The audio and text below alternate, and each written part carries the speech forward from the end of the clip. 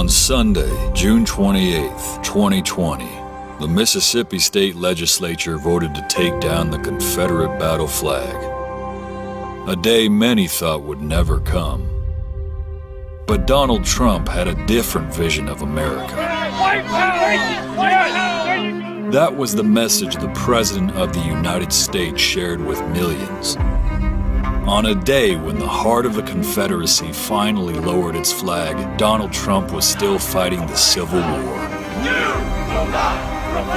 America is better than Donald Trump. We want to move forward, together. This November, say no to Donald Trump's racist anger and division. Say yes to a good man who can help us heal.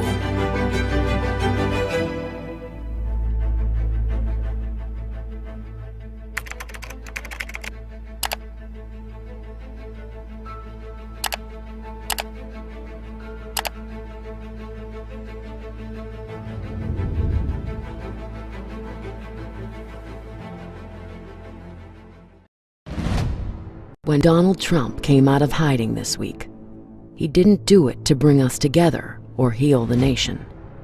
He wasn't there to offer words of calm and comfort. Instead, he became what we always feared, evoked the worst of our past, threatened our governors and states.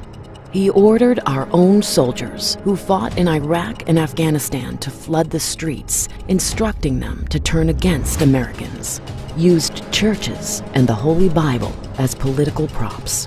He didn't invoke the Lord to give us wisdom, but to boost his polls. Ordered an attack on unarmed protesters, using gas, rubber bullets, and flash grenades. Washington transformed into a war zone for this coward. This is a time for choosing. America or Trump?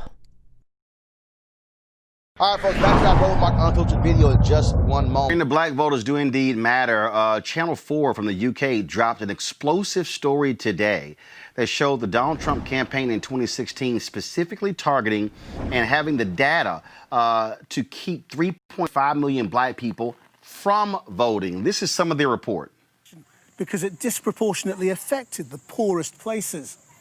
What nobody realized at the time was that by using the database, the Trump campaign could actually identify individuals on these streets who might be deterred from voting. Like other states, black voters in Wisconsin were disproportionately marked for deterrence.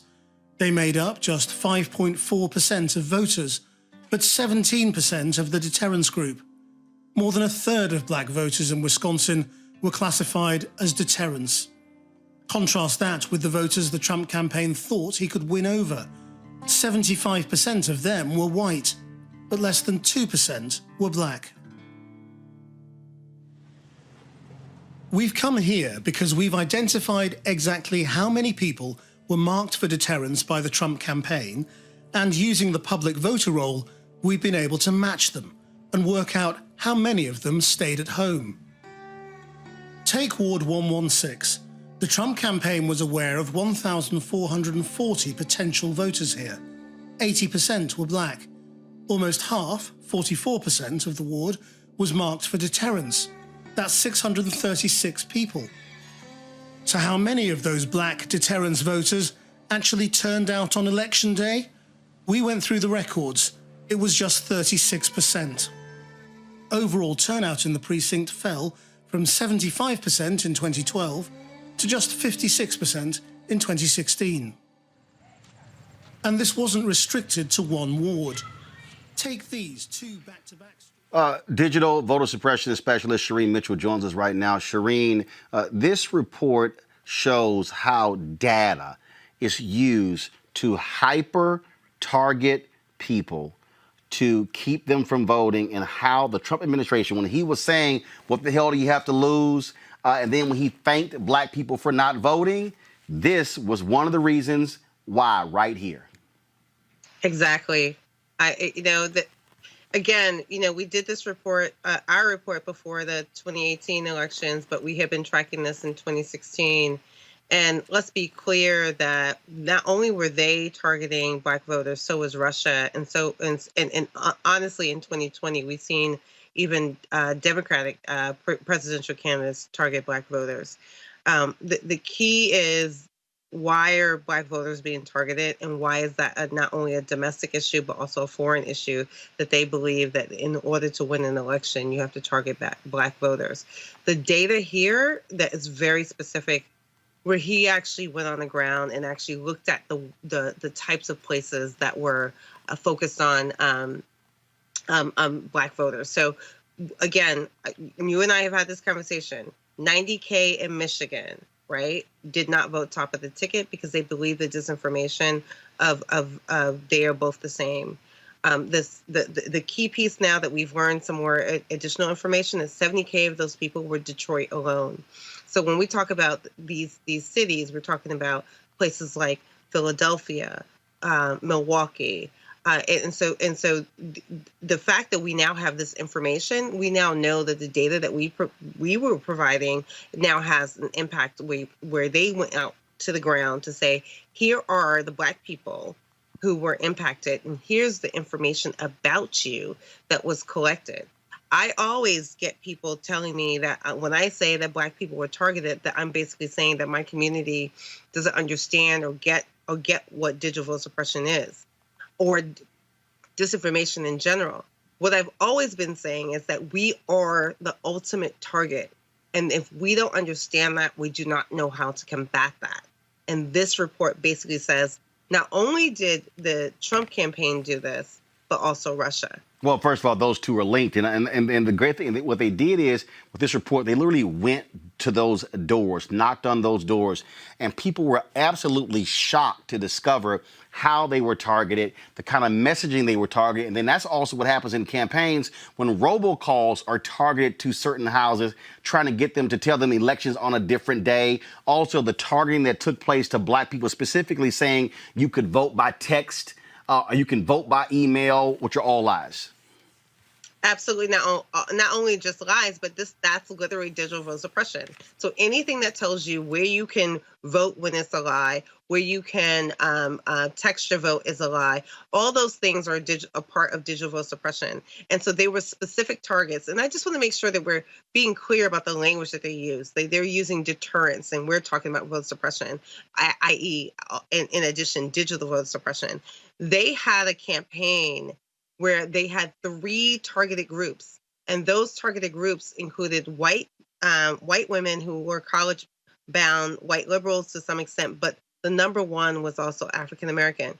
And I've seen different iterations of this, but that campaign actually talked about Project Alamo, and there's like videos out about what the team did. And so this isn't just about what Russia did. It was that Facebook participated. Why did Facebook participate? Because they had an embed in the Trump campaign in Project Alamo alongside Cambridge Analytica.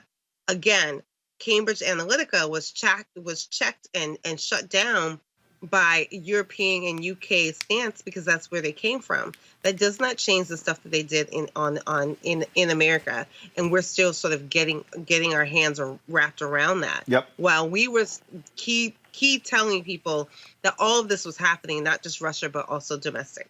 Absolutely, Shereen Mitchell, we certainly appreciate it. Thank you so very much.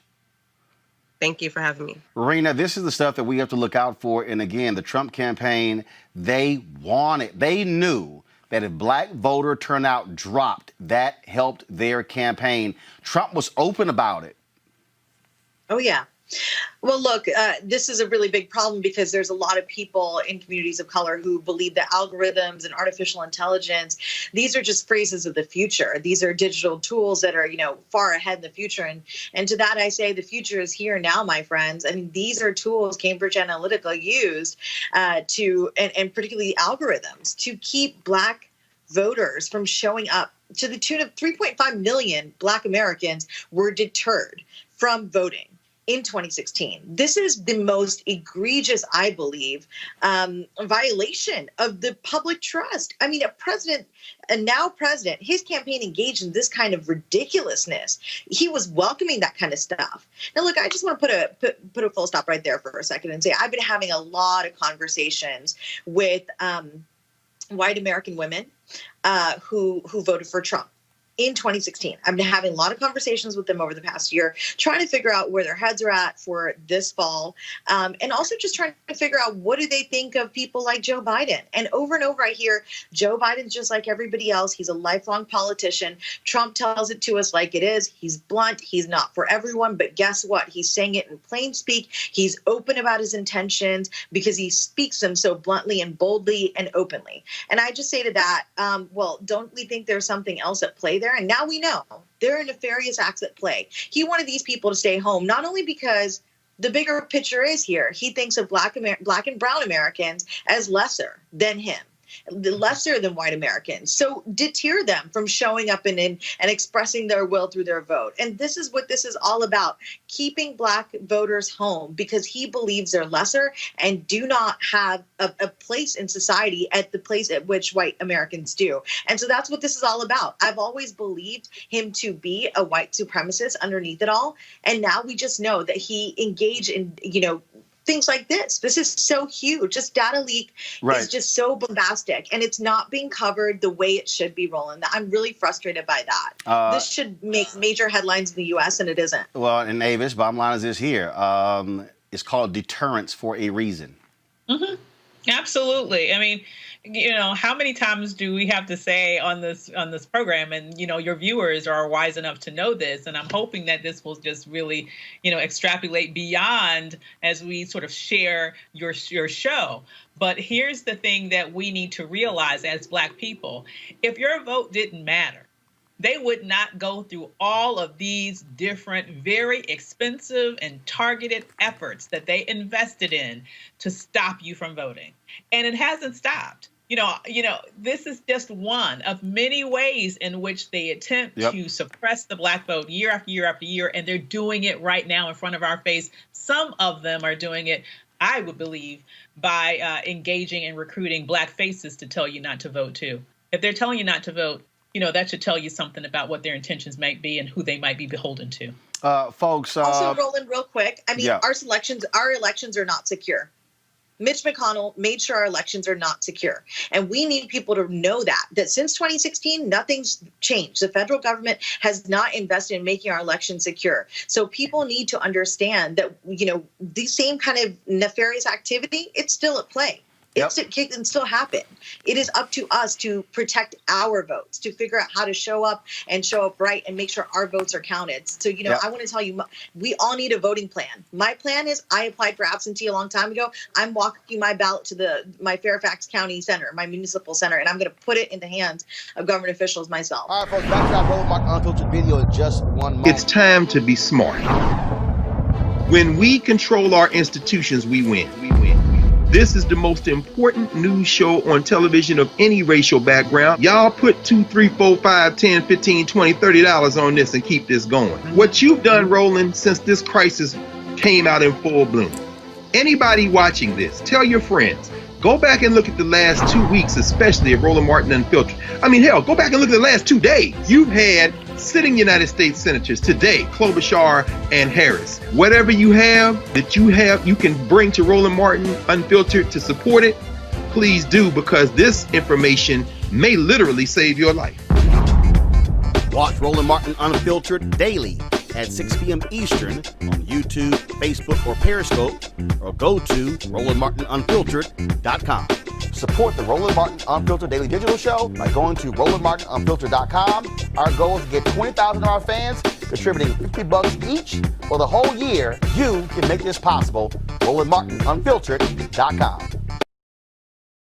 To do with pursuing justice or unifying the country. This is all about sheer political gain, political calculation, and trying to satisfy the cancel culture.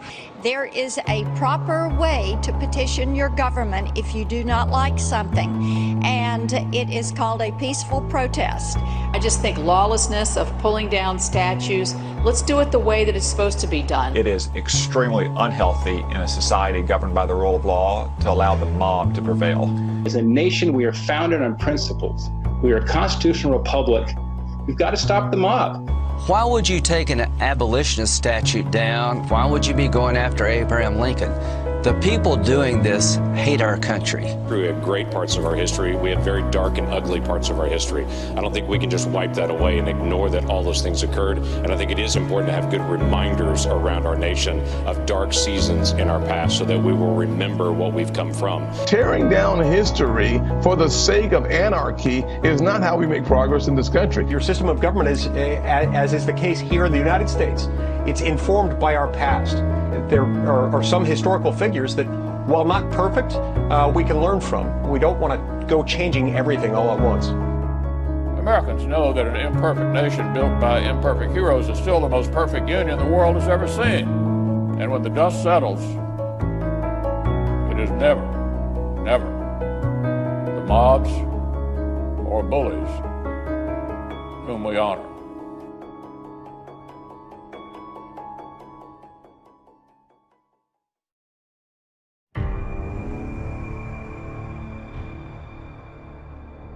President Donald Trump is tweeting out support for Michigan protesters. These are people expressing their views. They seem to be very responsible people to me. I want them to be appreciative. And I say, Mike, don't call the governor of Washington. Don't call the woman in Michigan. If they don't treat you right, I don't call. Yeah, no, I don't take responsibility at all.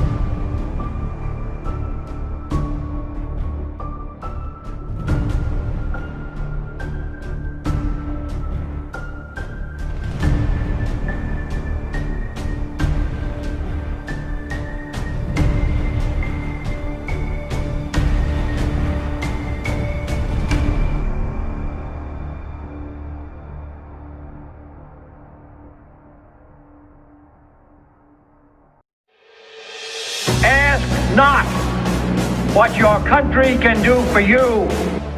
Ask what you can do for your country.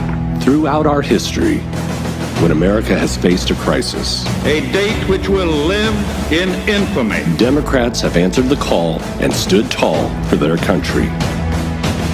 Tonight, I can report to the American people and to the world that the United States has conducted an operation that killed Osama bin Laden, the leader of Al-Qaeda. This is fake patriotism.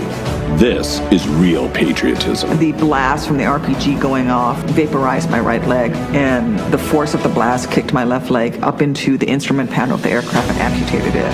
When Democrats went to war for their country, Donald Trump went to war against his own soldiers. You have sacrificed nothing. He's a war hero because he was captured. I like people that weren't captured, okay? I hate to tell you. How do you ask a man to be the last man to die for a mistake? While Democrats proudly served our country, Daddy Trump's big money got Donald 5 deferments. I'd earned my spurs on the battlefield, and Donald Trump earned his spurs in a letter from a doctor. The coward refused to fight for his country. Trump deployed the military to fight an invasion from Mexico that didn't exist. He used the military to attack our citizens for peacefully protesting. Donald Trump doesn't love his country.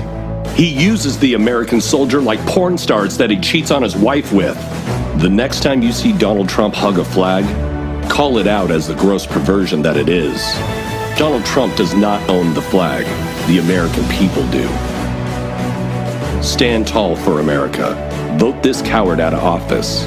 Vote for Joe Biden. I know more about ISIS than the generals do, believe me. Hi, are you seeing this? Unfortunately. Why is he so childish? Why can't he act like a president? Why is he so mean? It isn't usually like this. Oh, man, it's embarrassing. This guy represents us. Yeah, I voted for him. I thought he was going to drain the swamp, not make himself a king of it. How much money is his family making off him being president? How much of our taxes pay for people to stay in his hotels? It's all just so corrupt. He's corrupt. Just looking out for himself. I voted for less government, not incompetent government. When I voted for him, I swear, I really thought it would be different. And where's that incredible health plan he's been promising for 4 years? No, I don't take responsibility. Says he's the best at everything, but it's never his fault. And you're the president. Scratch a bully, find a coward. I remember when the world respected us. Buck stopped with the president. This is going to go away without a Why vaccine. can't he just give it a rest? Blaming everyone but himself. God, it's exhausting. So exhausting. There'll be a lot of death. Just stop all. Why is he tweeting instead of doing his job? Please stop tweeting. Tweeting. Stop tweeting.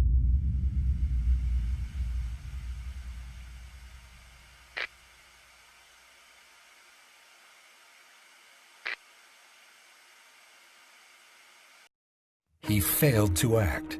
So now Trump and his allies are launching negative attacks against Joe Biden to hide the truth. Here are the facts. Joe Biden warned the nation in January that Trump had left us unprepared for a pandemic. Then, Biden told Trump he should insist on having American health experts on the ground in China. I would be on the phone with China and making it clear, we are going to need to be in your country. You have to be open. You have to be clear. We have to know what's going on. But Trump rolled over for the Chinese. He took their word for it. The president tweeted, China has been working very hard to contain the coronavirus. The United States greatly appreciates their efforts and transparency. China, I spoke with President Xi, and they're working very, very hard, and I think it's going to all work out fine. Trump praised the Chinese 15 times in January and February as the coronavirus spread across the world. It's a tough situation. I think they're doing a very good job. Are you concerned about its potential impact on the global economy? I think that China will do a very good job. Trump never got a CDC team on the ground in China. And the travel ban he brags about? Trump let in 40,000 travelers from China into America after he signed it. Not exactly airtight. Look around. 22 million Americans are out of work, and we have more officially reported cases and deaths than any other country. Donald Trump left this country unprepared and unprotected for the worst public health and economic crisis in our lifetime. And now we're paying the price. All the negative ads in the world can't change the truth. You want to support Roland Martin Unfiltered? Be sure to join our Bring the Funk fan club. Every dollar that you give to us supports our daily digital show. There's only one daily digital show out here that keeps it black and keep it real. As Roland Martin Unfiltered. Support the Roland Martin Unfiltered daily digital show by going to RolandMartinUnfiltered.com. You can make this possible. Right now, folks, I want to go to somebody who worked in national security, Malcolm Nance. Malcolm, glad to have you on Roland Martin Unfiltered. How you doing? I am very honored to have followed General Honore. He is amazing. Absolutely, absolutely. I was watching a report, Malcolm, on Ali Velshi on MSNBC earlier, and he had Ken Delaney on, who was saying that there is a particular unit in the intelligence community that tracks pandemics. They saw this early on. They knew the Chinese were lying early on. They funneled that information up to the White House, but it was ignored. That, to me, is something that is critically important, that you have a particular unit whose sole job is to track things along these lines. This administration just ignored them and acted as if this was not actually a pandemic that was brewing, and they just waited and waited. Well, you have to understand, their baseline of understanding of anything that happens is always within the context of Barack Obama's White House. So, of course, as we know, in 2018, they dismantled the Global Pandemic Support Unit. That's the organization on the National Security Council staff, which had representatives in the old executive office building, whose job it was to predict, identify, and track global pandemics when they broke out, because the Obama administration had to deal with swine flu, H1N1, and with the Ebola crisis. So, of course, it's always better to be prepared at the national security level for this. Additionally, the Trump administration cut 80% of the Center for Disease Control's global pandemic response, which means everything that would have been in place to identify and pass more accurate information up and work with the Chinese to get this was gone. We literally disarmed ourselves. So what you're speaking of, this intelligence organization, is really an organization that's based on the United States Army's Medical Research Institute for Infectious Diseases, USAMRIID. It's called the National Center for Medical Intelligence. Right. And as a component of the U.S. Army, they are the tracking unit for all sorts of terrible things that are out there, including, you know, the development of biological weapons and Ebola outbreaks and smallpox outbreaks around the world. Because, as you know, we have service members deployed all over the world. They feed in to the National Security Council through the Pentagon and to the Army's Medical Institute of Infectious Diseases, USAMRIID, which is their big sword for attacking, defending, and researching. It's the Army CDC. And getting that intelligence up to the National Security Council so that the White House can consume it. These reports are not political. They are passed up with due accord. They don't pull any punches. They send the intelligence up. It's up to the National Security Council and the consumers in the White House to read these reports and take them seriously. And to be quite honest, as we can tell by the sort of xenophobic, semi-racist way the White House tends to respond to things, they saw it as a Chinese problem that they didn't have to deal with. And of course, now that all those experts were gone from the National Security Council, the Trump administration was listening to itself. Here's of course, at today's news conference, Yamiche Alcindor, the PBS, specifically asked Trump about the disbanding of this pandemic unit in the National Security Council. And this is the question and the answer. From PBS NewsHour. My first question is, you said that you don't take responsibility, but you did disband the White House Pandemic Office, and the officials that were working in that office left this administration abruptly. So what responsibility do you take to that? And the officials that worked in that office said that the White House lost valuable time because that office wasn't disbanded. What do you make of that?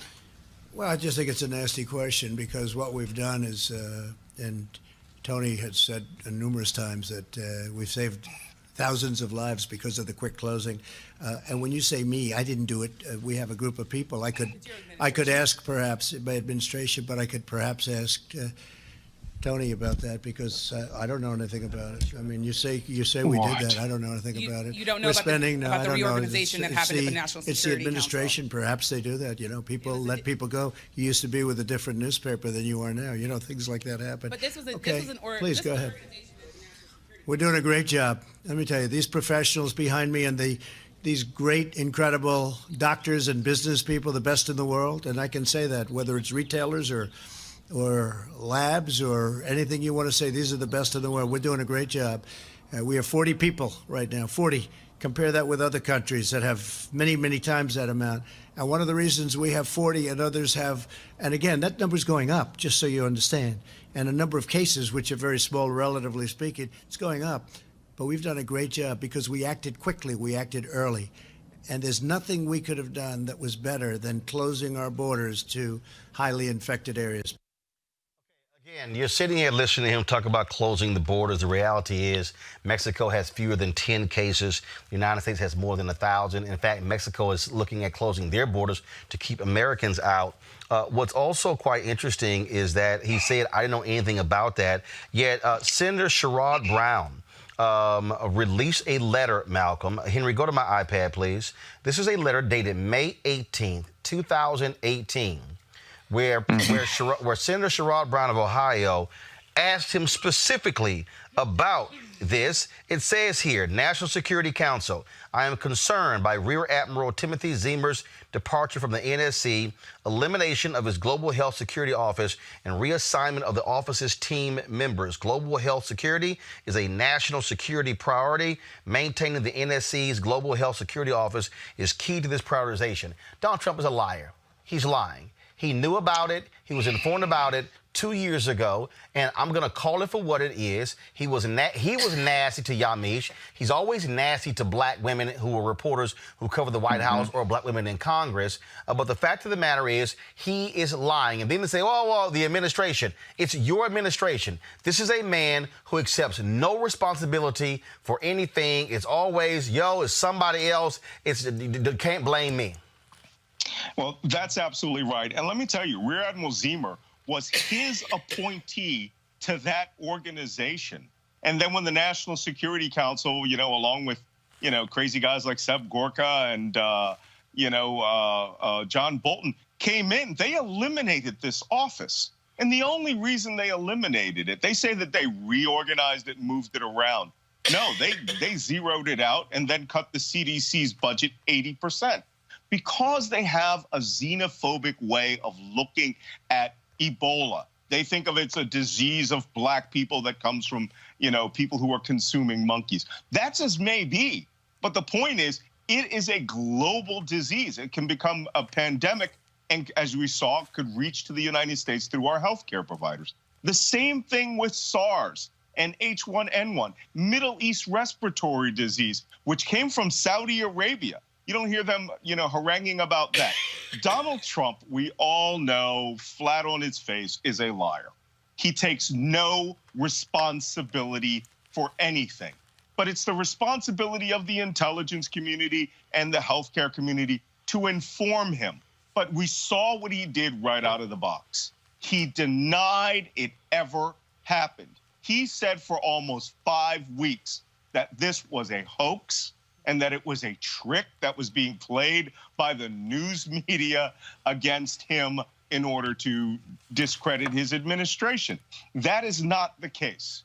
I don't want to see Donald Trump fail in this circumstance because American citizens will die and are dying from this global pandemic.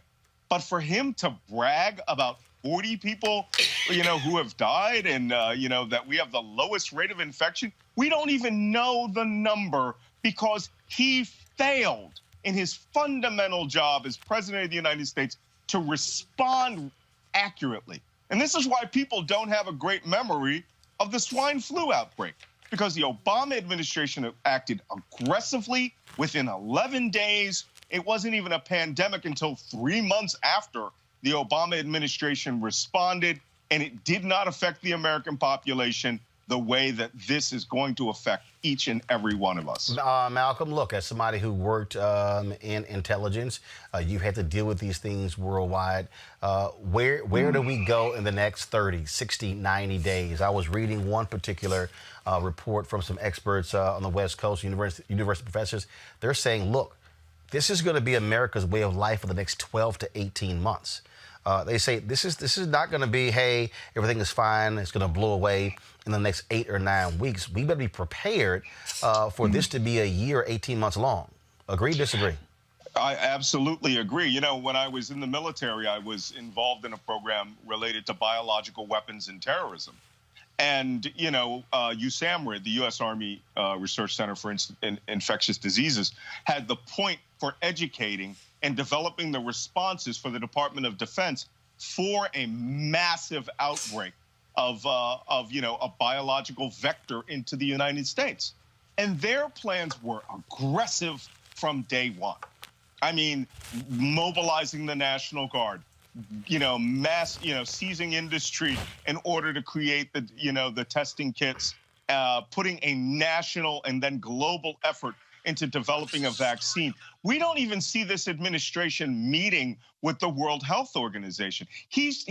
Donald Trump actually expressed disdain for the head of the World Health Organization, essentially because that gentleman was a Tunisian and did not want the United States to accept their testing program, which is being used the world around so that he could develop one in the United States through the CDC, which turned out to be a failure. It had something like a 90% false positives rate or something along that lines.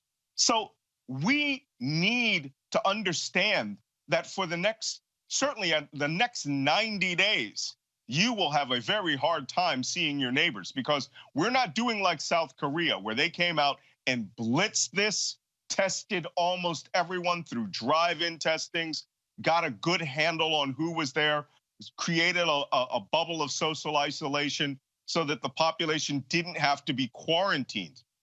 We're leaning more towards Italy now, where entire cities will forbid you to go out. Now, that's not necessarily a bad thing. You'll still be able to be around your family, but you will have to keep your distance from neighbors, and our way of life is going to change. This is a true natural disaster that, I'm sorry, has been exacerbated by the utter incompetence of Donald Trump and his leading advisors. Folks, Malcolm Nance is the author of the book, The Plot to Betray America, How Team Trump Embraced Our Enemies, Compromised Our Security, and How We Can Fix It. Malcolm, we certainly appreciate it. Thanks a lot. Yeah, it's happening now, huh? Yes, sir. Yes, it is. Thanks a lot. All right, folks, back to our Roland Martin Unfiltered video in just one moment. All right, so a lot of y'all are always asking me about some of the pocket squares that I wear. Now, Robert don't have one on. Nope. Now, I don't particularly like the white pocket squares. I don't like even the silk ones. And so I was reading GQ magazine a number of years ago, and I saw this guy who had this pocket square here, and it looks like a flower. This is called a shibori pocket square. This is how the Japanese manipulate the fabric to create this sort of flower effect. So I'm going to take it out and then place it in my hand so you see what it looks like. And I said, man, this is pretty cool. And so I tracked down, it took me a year to find a company that did it. And so they make these about 47 different colors. And so I love them because, again, as men, we don't have many accessories to wear, so we don't have many options. And so this is really a pretty cool pocket square. Now, what I love about this here is you saw when it's in the pocket, it gives you that flower effect like that. But if I wanted to also, because if I flip it and turn it over, it actually gives me a different type of texture. And so therefore it gives me a different look. So there you go. So if you actually want to get one of these shibori pocket squares, we have them in 47 different colors. All you got to do is go to RolandSMartin.com/pocket squares. All right, so first of all, that graphic is way too small. So tomorrow we're going to run it right down here all across the screen. So it's RolandSMartin.com/pocket squares. All you got to do is go to my website and you can actually get this. Now, for those of you who are members of our Bring the Funk fan club, there's a discount for you to get our pocket squares. That's why you also got to be a part of our Bring the Funk fan club. And so that's what we want you to do. And so it's pretty cool. So if you want to jazz your look up, you can do that. In addition, y'all see me with some of the feather pocket squares. My sister, who's a designer, she actually makes these. They're all custom made. So when you also go to the website, you can also order one of the customized feather pocket squares right there at RolandSMartin.com/pocket squares. So please do so. And of course, it goes to support the show. And again, if you're a Bring the Funk fan club member, you get a discount. This is why you should join the fan club. Now back to your Roland Martin Unfiltered video. You want to check out Roland Martin Unfiltered? YouTube.com/Roland S. Martin. And subscribe to our YouTube channel. There's only one daily digital show out here that keeps it black and keep it real. It's Roland Martin Unfiltered. See that name right there? Roland Martin Unfiltered. Like, share, and subscribe to our YouTube channel. That's YouTube.com/Roland S. Martin. And don't forget to turn on your notifications so when we go live, you'll know it.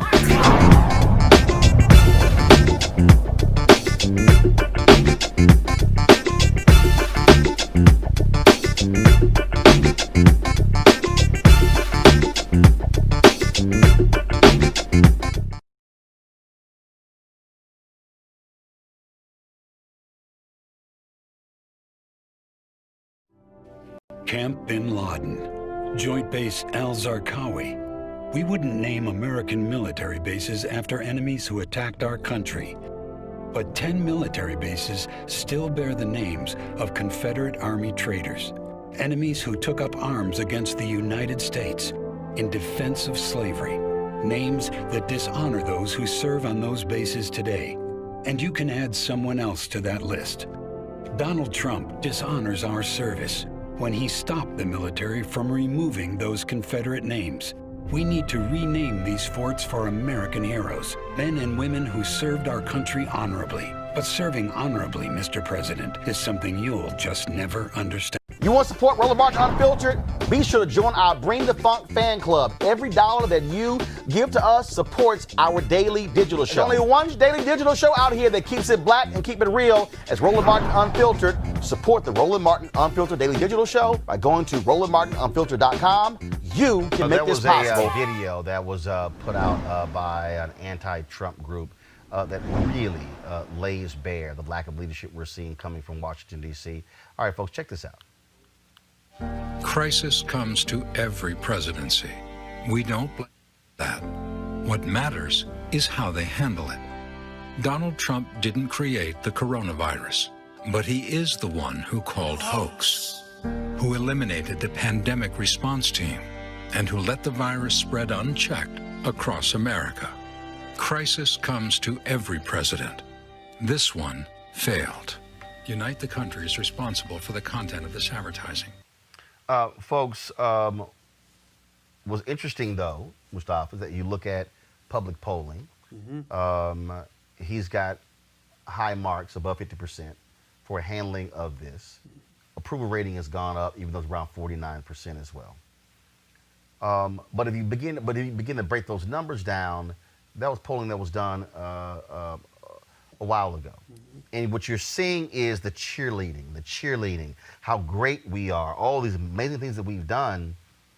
But you have companies right now who have said point blank, they say that if the National Defense Production Act was put in place, they're saying that we would have actually been able to create those ventilators, and we would have had those ventilators already made, and they would have all been in place by mid-April or so.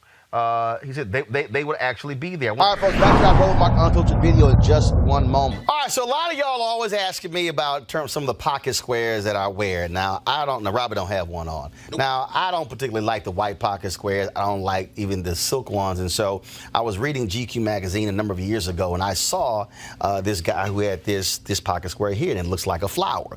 This is called a shibori pocket square. This is how the Japanese manipulate the fabric to create this sort of flower effect. So I'm going to take it out and then place it in my hand so you see what it looks like.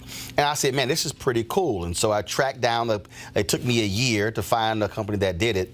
And so they make these about 47 different colors. And so I love them because, again, as men, we don't have many accessories to wear, so we don't have many options.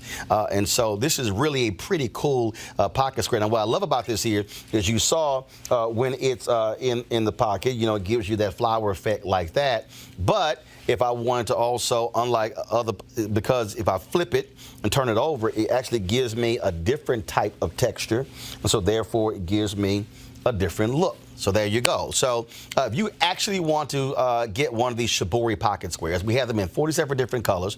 All you got to do is go to RolandSMartin.com/pocket squares. All right, so first of all, that graphic is way too small. So tomorrow we're going to run it right down here all across the screen. So it's RolandSMartin.com/pocket squares. All you got to do is go to my website and you can actually get this. Now, for those of you who are members of our Bring the Funk fan club, there's a discount for you to get our pocket squares. That's why you also got to be a part of our Bring the Funk fan club. And so that's what we want you to do. And so it's pretty cool. So if you want to jazz your look up, you can do that. In addition, y'all see me with some of the feather pocket squares. My sister, who's a designer, she actually makes these. They're all custom made. So when you also go to the website, you can also order one of the customized feather pocket squares right there at RolandSMartin.com/pocket squares. So please do so. And of course, that goes to support the show. And again, if you're a Bring the Funk fan club member, you get a discount. This is why you should join the fan club. Now back to your Roland Martin Unfiltered video. You want to check out Roland Martin Unfiltered? youtube.com/Roland S. Martin. And subscribe to our YouTube channel. There's only one daily digital show out here that keeps it black and keep it real. It's Roland Martin Unfiltered. See that name right there? Roland Martin Unfiltered. Like, share, and subscribe to our YouTube channel. That's youtube.com/Roland S. Martin. And don't forget to turn on your notifications so when we go live, you'll know it.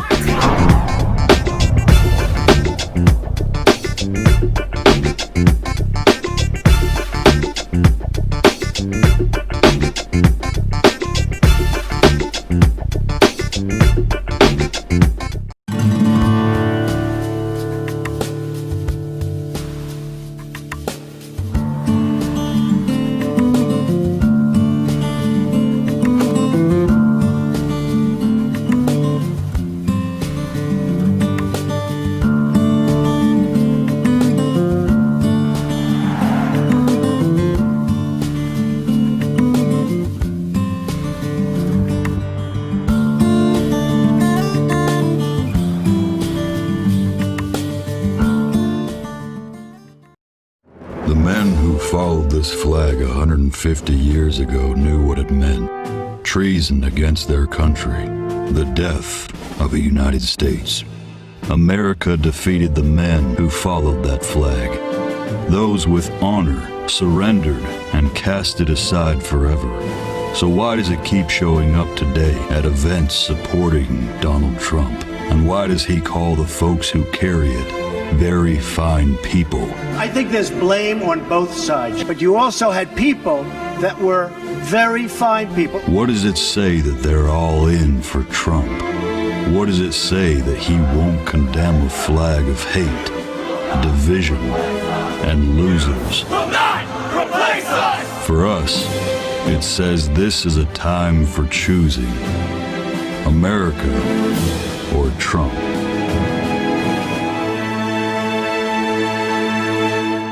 You want to support Roland Martin Unfiltered? Be sure to join our Bring the Funk fan club. Every dollar that you give to us supports our daily digital show. There's only one daily digital show out here that keeps it black and keep it real. It's Roland Martin Unfiltered. Support the Roland Martin Unfiltered daily digital show by going to RolandMartinUnfiltered.com.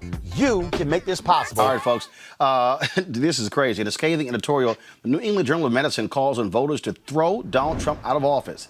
It's the first time the medical journal has taken a stance on a U.S. presidential election since it was founded in 1812. The editorial states, quote, when it comes to the response to the largest public health crisis of our time, our current political leaders have demonstrated that they are dangerously incompetent. We should not abet them and enable the deaths of thousands more Americans by allowing them to keep their jobs. The editorial was signed by nearly 36 of the journal's editors. Joining me now is Dr. Ebony Hilton. She's Associate Professor of Anesthesiology and Critical Care Medicine at the University of Virginia. Ebony, glad to have you back on Roland Martin Unfiltered. Damn! I mean, they've never said this before. This is called clearly, get this fool out. Listen, there's a lot happening. I think America needs a timeout. We need to figure out who is actually running our country. And who's running it behind that person? Because the person in charge right now is not firing on all cylinders. So, yeah, here we are. Well, this is, and of course, it is also announced that he's going to be he's already had a super spreader event for A.B. Coney Barrett that's infected all these different people. I still don't believe that he's actually fully out of the woods when it comes to coronavirus. Now this fool is going to have 700 people on the south lawn of the White House tomorrow. You got to be a dumbass. You got to be an absolute dumbass to go to the White House for any event after nearly 24 people have been infected with coronavirus, including the fool holding the event. Right. I mean, at this point, I honestly don't understand what the driver is. Initially, people can try to deny that it exists. He said it was a hoax. Then people could say, well, everyone else is getting sick, but he has such tight protocols and he's safe. But now, literally, the White House is a cesspool. I don't know. It's troubling. So at this point, whoever shows up is literally asking to be infected by COVID-19. I'm just hoping that they take consideration to say if they make that choice for their own life, that they do not take it outside the walls of their own home or the lawn of the White House to infect other people who didn't ask for this, because they will be spreaders of this virus and people are going to die. It's unnecessary. Hell, Niambe, Mitch McConnell is already on record saying, I ain't taking my ass to the White House. They got some jacked up ass protocols. Right. And I feel like if that's... Actually, hold on. Niambe, go ahead. I can't hear you. Go ahead.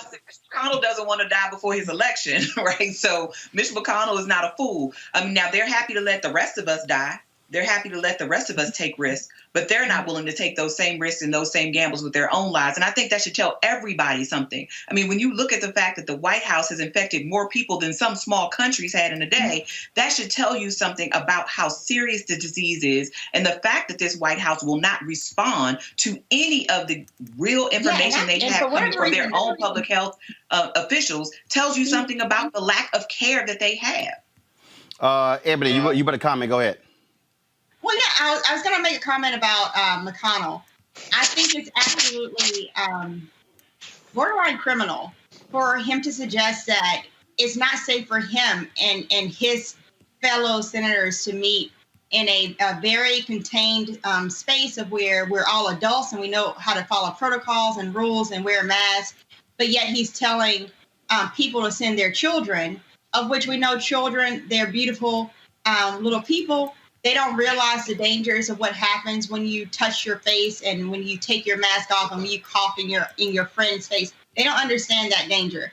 And yet the Senate has stated time and time again that we need to force the doors open to our schools, jeopardize the life of our children, while they get to sit in the safety of their own home with a laptop. And they're now pushing for themselves to be tested on a day-to-day basis. Meanwhile, we have essential workers who've been on the front line since literally the beginning of the pandemic in grocery stores and working in these areas to keep our nation afloat. And they haven't been afforded not one test. And I think that's negligent on the part of the people that we elect to actually serve us. If you want to see sheer stupidity, folks, this is one of the White House spokesmen today talking to Hallie Jackson on MSNBC. 6 times she asked him when was the last time Donald Trump tested negative for coronavirus. No answer. Watch this. All right, let's talk about something else that I know that your communications office wanted to get back to us on, which is when was the president's last negative test prior to his diagnosis?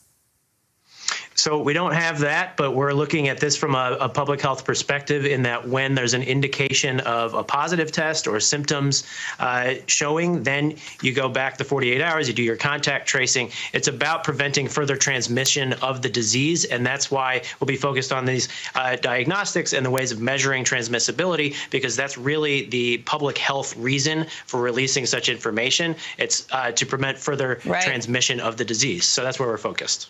Sure, and of course to look at what potential exposures may have happened before the president's diagnosis. So on that last negative test, you said you don't have that. You don't know, or you don't want to say? So we don't have that. I don't personally know. Right. What does that mean? Have you asked, Brian? I think Wednesday you said you were going to look into that. So Hallie, the president doesn't check all of his HIPAA rights at the door just when he becomes president. The doctors obviously share fulsome information with the president. The president shares a great deal of information with the American public. We have gone through numerous briefings with the doctors, half a dozen memos from the doctors, his daily vitals we put out yesterday. We've had briefings with the chief after interacting with the president. We've had Kayleigh come out and talk. I am now speaking with you about all the information we can share. But just because he's president doesn't mean he shares every single detail of his entire life. But we do share enough information, certainly for public health purposes. Yeah. So it's a privacy thing then, the reason why you're not saying the last negative test? HIPAA? So that is one reason. The fact of the matter is there's a reason to share certain information. It's to prevent further transmission of the virus. It's public health purposes, and that's what we're doing. Lord, Ebony, the fool kept saying, no, we're not going to go backwards. We're going to go forwards. Y'all lying. Right. Y'all lying. Right. Absolutely. Right. I mean, this is just a cover up. And, well, even Trump said in his own recordings with Bob Woodward They try to downplay this virus. And unfortunately, and I do fully believe in the privacy and the right for individual people to have their medical records to themselves. I mean, not the president. But and here's the thing. Not the president to a certain extent. When you decide that you want to dictate whether or not you're going to be passing this virus onto other people, that you're going to bring 700 people onto your lawn, where there's literally laws that state that we don't even want that many people to gather in one space at one time in general during this pandemic. But when you are known to be positive, when you are going against everything that the CDC has laid out as far as its guidelines of how to prevent spread of this virus, that's negligence. And there needs to be some checks and balances or some safeguard in American politics where we say that the leader of our nation cannot become a dictator doing whatever he feels like he wants to do on any given day. This is dangerous. But Michael, when you're the president, I'm sorry, all that goes out of the window. The reality is the health of the person sitting in the Oval Office. That is different. It is no different than you. Here's the deal. If you're a United States senator or you're a member of Congress, sorry, that privacy stuff goes out there. You are a public official. Well, not only that, Roland, but if we go back to 2016, it was Donald Trump who said that Hillary Clinton was not physically fit, physically able to do the job as president. When we look at this here, a couple of days ago, Donald Trump said, now, this may not be the most politically correct thing to say, and I know we have Dr. Ebony Hilton here, who's a doctor. She may disagree with me. But he said that coronavirus, he thinks him getting coronavirus was a gift from God. And No. He also said, I might be immune to it. You never know. But How the hell you immune to something you got? Hold on, Roland. Hold on. Now, this is one of the few times I agree with Trump. I think it is a gift from God that he got coronavirus, but not a gift to him. I think it may be a gift to us. Okay, the reason why, we don't wish harm on him, but let's look at this. ABCnews.com reported a couple of days ago that 34 people around either at the White House, Kayleigh McEnany, people like that, White House press secretary, or people with the Trump campaign, like Chris Christie, former Governor Chris Christie, have caught coronavirus. Now, if you can't protect people that work at the White House, I'm not talking about the cooks and, the butlers and things like that. But if you can't protect people like that at the White House, how are you going to protect 330 million people? So what this is doing is showing how he is falling down on the job, how he is derelict in his duties. Now, we don't wish harm on anybody, but a lot of people think this is karma coming back on him. Yeah, I would Hey, Rob, first of all, let me be real clear. I don't wish harm on anybody. I don't have any sympathy for stuck-on stupid people. I have zero. I mean, that's exactly where I was going. You took the words out of my mouth. I'll say this. What the medical journal's endorsement shows is that those who follow science, those who follow data, and those who have a little bit, an ounce, a mustard seed, whatever you want to call it, of common sense for their life, for their respect, for the nation, are not going to follow this man. I mean, and so anybody that is even entertaining this, anybody that's talking about a third party, anybody that's unsure, who the hell are these unsure voters? Like, what's moving your decision at this point? So I don't think there's many of those voters left. We need to make sure people get out there, vote, because this is your life. And this is also really the future of the whole nation, because this man, he's actually talking right now, trying to put Obama and Biden and people in jail for nothing. He wants to be a dictator. This is not a joke. This is not practice. Everybody needs to go out there and make sure you vote, get your friends to vote. This is not a normal election. People say that all the time, but we've had Trump. The test is over. People know exactly what he's about. He's a racist. He's crazy. He happens to have the unique combination of being both incompetent and corrupt. We got those things don't mix at all. We need to get them out. When you are unwilling to answer basic questions, when you're unwilling to say, Ebony, this is the last time he tested negative, here's the whole deal. In fact, when he was on Sean Hannity last night asked the fool several times, and his ass wouldn't answer the question. Here's the deal. When you won't answer the question, that means your ass still got it. Right. And what we know is that you can test for positive for COVID-19 far past the time that you're actually infected. And that's going to be really confusing for certain people. But we know your body is still shedding viral particles. Now, what we don't know is just how much virus you have to shed before you can actually pass that on seriously to someone else. There's not been a large enough study to see what threshold is safe. And so therefore we say we need to base your isolation and your quarantine on certain subset of trusted norms, of which he is not out of that range of time to be isolated tomorrow for him to be having any type of 700 people come anywhere close to him. And so I would urge everyone who is thinking about attending this event to not do it. What we see is that, like we said, Chris Christie is positive. He admitted himself to the hospital, of which that doesn't happen. Someone admitted him to the hospital. And I don't know about you guys, but I haven't heard an update on his status. Oh, no, he's still in the hospital. He's still went in Saturday. He's still in. Right. And but my question is, what is your status? Right. Well, right. They released no status. But here's the other deal. After the debate, Pence and his wife canceled their travel to Indiana.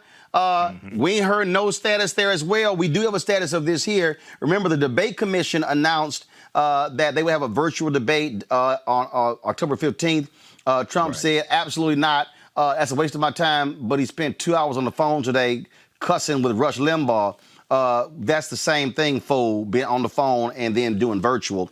So the debate commission has now announced there will be no debate on October 15th as a result of Trump's stance. And we also know that on that day, Joe Biden is going to be doing a town hall with ABC News. Speaking of COVID-19 tests, South Carolina, there was supposed to be a debate tonight, Ebony, between Senator Lindsey Graham and Jamie Harrison. Harrison said, yo, we ain't debating unless your ass take a COVID test. And then Lindsey Graham decided to drop a letter. I love this. I'm trying to pull this up. This letter that he dropped from a doctor. He was like, I'm not going to take medical advice from my opponent. But the bottom line is Jamie Harrison basically said, I ain't debating you unless your ass take a damn test. And he said, you've been around all the rest of them people. And so I ain't doing it. So here's the letter. Let me pull this up. Here's a letter that Lindsey Graham produced.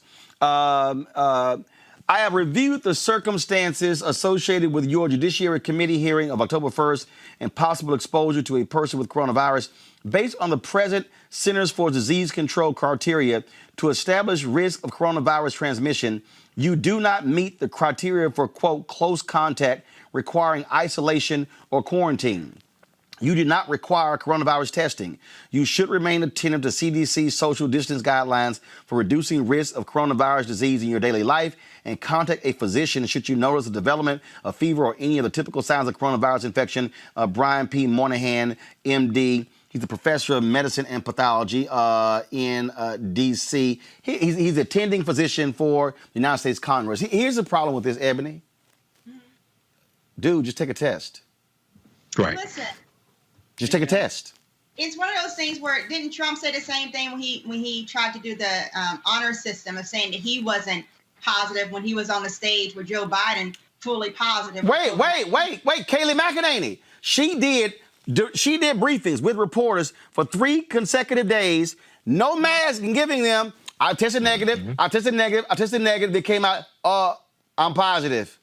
Right. And it's one of these things, honestly, where even with Trump, I think the reason why he's not saying when the last negative test was because he was not testing as he was supposed to be testing. There you go. And one of the things that I've tried to start tweeting about to whoever will hear it is that what we need to do is subpoena the CEO of Regeneron, which is the company that had the experimental monoclonal antibody cocktail that Trump took in the White House. Go ahead and subpoena that CEO and ask them, when was the first dose of Regeneron actually given? Because if he started receiving that medicine before the debate, then he knew he was positive. There you go. And he got on stage with our future president, Pence, intentionally knowing that he could potentially infect him. And I feel like that should be investigated. So whoever wants to take that and run with it, Go ahead and have fun. Well, that's what's going on there. So, look, we're dealing with stuck on stupid people here. Bottom line, folks, is every time Donald Trump talks coronavirus, I hope that's just one more point where his polling numbers drop. People are voting right now, folks. Vote. Polls don't mean nothing. Vote. Get this fool out because they have no plan whatsoever to actually deal with this. And when a fool stands in front of senior citizens and say, "It's okay, I got it, but you're not gonna get it, but you might get it." Y'all, the man is talking crazy. The steroids are speaking, or some other drug is speaking for him. Ebony Hilton, Dr. Ebony Hilton, we appreciate it. Thanks a lot. Thank you. Have a good one. All right, folks, back to our Roland Martin Unfiltered video in just one moment.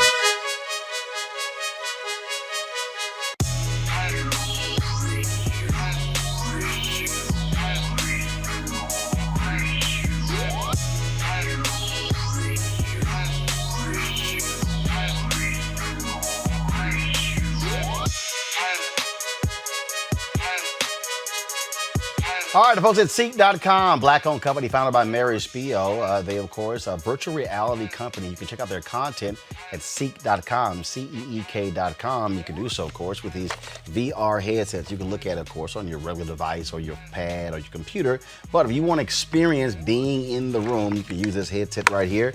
All you simply do is just pop in your cell phone in here, pop it on, and then put this headset on, and you can literally experience their content in virtual reality. And so allows for you to do a 360-degree view of the room. But also, folks, they have the 360-degree 4D headphones right here. These are Bluetooth headphones. They have complete surround sound in terms of as you hear the particular music. Gamers love them as well when they're playing their games. And so it's just phenomenal bass in these headphones as well. You can get one or both devices at Seek.com using this promo code RMVIP 2020, RMVIP 2020. So we certainly thank the folks at Seek.com for being a partner with us here at Roland Martin Unfiltered. All right. Oh, not another commercial. The kid used to come up and reach in the pool and rub my leg down so it was straight, and then watch the hair come back up again. They'd look at it. So I learned about roaches. I learned about kids jumping on my lap. And I love kids jumping on my lap.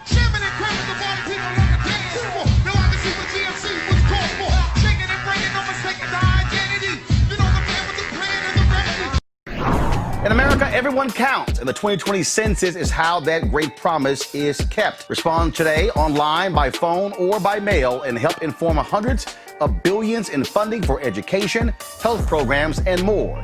Shape your future. Start at 2020census.gov. We were talking again about this video that, the audio that dropped today that has caused a lot of consternation. And so this is the conversation that Donald Trump had with Bob Woodward of the Washington Post. Listen to this. Now it's turning out it's not just old people, Bob. Just today and yesterday, some startling facts came out. It's not just older young people, to plenty of young people. So what's going on give me a moment of talking to somebody, going through this with Fauci or somebody who kind of it caused a pivot in your mind, because it's clear just from what's on the public record that you went through a pivot on this to, oh my God, the gravity is almost inexplicable and unexplainable. Well, I think, Bob, really, to be honest with you, sure, I want you to be. I wanted to always play it down. I still like playing it down. Yes, because I don't want to create a panic. Okay, so you actually heard Donald Trump. Okay, so at the White House press briefing was delayed for a bit because they had to figure out what they were going to say. And if you want to know how absolutely nuts these people are, listen to Kayleigh McEnany, the press secretary, just lie to the American people. How can the president bear no responsibility for the almost 200,000 lives lost when he downplayed the virus initially and he knew that how contagious and deadly it was? I don't understand how that can The president never downplayed the virus. Once again, the president expressed calm. The president was serious about this when Democrats were pursuing their sham impeachment. He was expressing calm, and he was taking early action, and his actions are reflective of how seriously he took COVID. The tact that he took, the language that he used. No, you said that he used hopeful language. Does he regret that, given where we are now? No, this president embodied the American spirit that when we face a challenge, a crisis, a pandemic, we come together. We can be optimistic. We can be serious about it. We can take it seriously with our actions, which is exactly what this president does. It's why we lead the world in testing. Did she just say Donald Trump did not downplay it? Okay, I'm going to go back to what Donald Trump said. Now, y'all, listen. There's audio. There's literally audio. Bob Woodward records his interviews. Kayleigh McEnany says Donald Trump did not downplay coronavirus. This is Trump downplaying it. Now it's turning out it's not just old people, Bob. Just today and yesterday, some startling facts came out. It's not just older exactly. young people, to plenty of young people. So what's going on give me a moment of talking to somebody, going through this with Fauci or somebody who kind of it caused a pivot in your mind, because it's clear just from what's on the public record that you went through a pivot on this to, oh my God, the gravity is almost inexplicable and unexplainable. Well, I think, Bob, really, to be honest with you, sure, I want you to. I wanted to always play it down. I still like playing it down. Yes, because I don't want to create a panic. I always wanted to play it down. I am still playing it down because I did not want to create a panic. My pals, A. Scott Bolton, former chair, National Bar Association Political Action Committee, Robert Patillo, Executive Director, Rainbow Push Coalition, Peachtree Street Project, Teresa Lundy, Principal Founder, TML Communications. Teresa, so dude was lying. He was lying.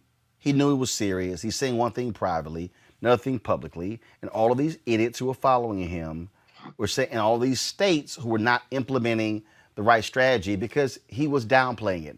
And then for Kayleigh McEnany to stand there and say, I wouldn't lie to you, and then actually lie, that's just beyond stupid.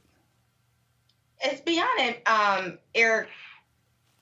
It's like I can't think of the words outside of disgusting and dangerous of the two words that I can think of what Donald Trump has done since this pandemic. Thousands of lives could have been changed if he did not downplay it, if he did not want to cause the panic, right? Because, again, we haven't had a pandemic in 102 years since the Spanish flu. So there obviously is a playbook of what could have been done, but I think the first and foremost thing that could have been done, especially with this type of president, is tell the truth and to ensure that his staff was also telling the truth and not trying to make sure they have his back. Kayleigh, I was impressed with her as a young woman, in her 30s as a press secretary, but she's been willing to really just lose herself in this entire process. Right? There's one thing to be on the campaign, but then there's one to actually serve the White House and the American people, and she hasn't been doing that. So, but that goes for a whole stem of his team. So I'm not sure what's happening in those back rooms where, before they get to a press conference and before they are getting their daily briefings, it's how can we protect the president? But no one's protecting the American people, and that's why we have thousands of lives that are dying because of this misinformation. These folks are absolute liars, Robert. And for Trump defenders to say, oh, no, he was protecting the people, he was looking out for the people, didn't want there to be a panic. 200,000 people are now dead. You're absolutely correct, Roland. And think about what when these first tapes took place. This was mid to early February. So this is before Donald Trump did his speech where he said the coverage of his response was a hoax. This was before Matt Gaetz sat on the floor of Congress with a gas mask on.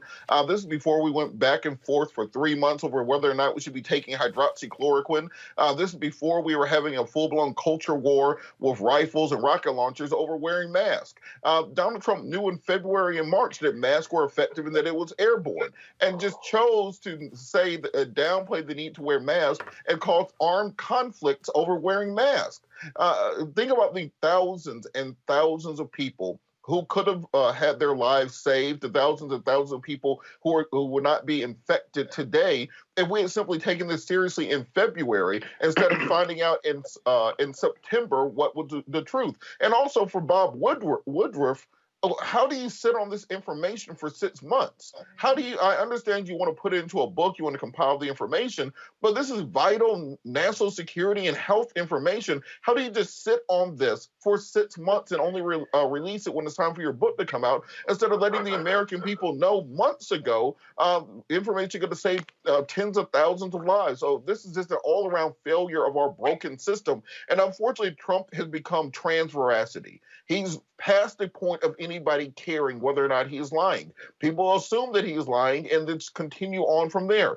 This week, we're talking about, did he lie about coronavirus and have it on tape? Last week, it was whether or not he called military families losers and suckers. The week before that, it was whether or not he was trying to defund the post office. The week before that, he tweeted about trying to move the election. We're doing the monster of the week thing from Power Rangers in the 90s, fighting each individualized battle instead of taking a cohesive approach of just saying that this is a nation in chaos. This is what a failed state looks like. This is what late-stage capitalism, as Werner put it, looks like, and that we are having our systems broken apart at the seams. And unless we are willing to make corrective action, it may be too late to save what we have left. A hoax. Yeah. This was one of the questions that was raised at the press briefing. Of course, Kayleigh could not answer this one. Y'all, listen to this. Not lying. Why did he call it a hoax? Kayleigh, if he's not lying, why did he call it a hoax? Of course, she wouldn't answer that one. Scott, he wouldn't answer that question. But it's legitimate. It's like he kept calling it a hoax, but she's saying, but he wasn't lying. Really? It's like you ever painted a floor or a wall and painted yourself into a corner where you don't have a response or you can't get out without stepping on the paint. That's where Kayleigh was today in that press conference. You know, it is, she's defending or trying to defend the indefensible. She has a boss that lies with no conscience whatsoever. He has no conscience. He doesn't care. He knew he was being taped. He knew this book was coming out, and he still lied. So, and there are no repercussions. Robert and I were talking about this earlier. There are no repercussions, so he just keeps on lying about it. That's just really, really a very bad situation for our democracy. It really is. And the other thing you got to remember here is that his lies, it's worse than the taping, by the way. He was briefed in December by his intelligence people who said this was coming. He admitted that on tape. And he was asked about that. And that's when he went into how he played it down. But him playing it down cost lives. And so, but again, it doesn't matter to his GOP and that 40%. Democrats better come out in large numbers because this president is probably the most dangerous president who's ever been in the White House. Bottom line is here. His supporters, Teresa, they don't give a damn. They don't care if he lies. They don't. They're just going to sit here and just vote for whatever. But the bottom line here is this here. I would hope there are people who are independents. I would hope there are pissed off Democrats who are going to turn out in large numbers, because if you think that what this man has done so far is crazy, give his ass 4 more years. You know, I think people are actually waking up to what Donald Trump has been doing the last 5 years. And you know what? The way Robert literally just did the week by week scenario that I feel like we're pretty much in a series with our president is, I think people are really starting to understand why it's important to get to the polls. I don't even think we need to do any more media ad buys as it relates to getting to the polls. I think now it's just more about understanding just what needs to happen. So, I mean, there has been countless conversations, countless meetings and conferences that have been just popping up where people are really getting engaged and saying, you know what, the last couple days, weeks of the election, they are trying to figure out what needs to be done. And so they're galvanizing, they're having conversations, setting up volunteer strategies.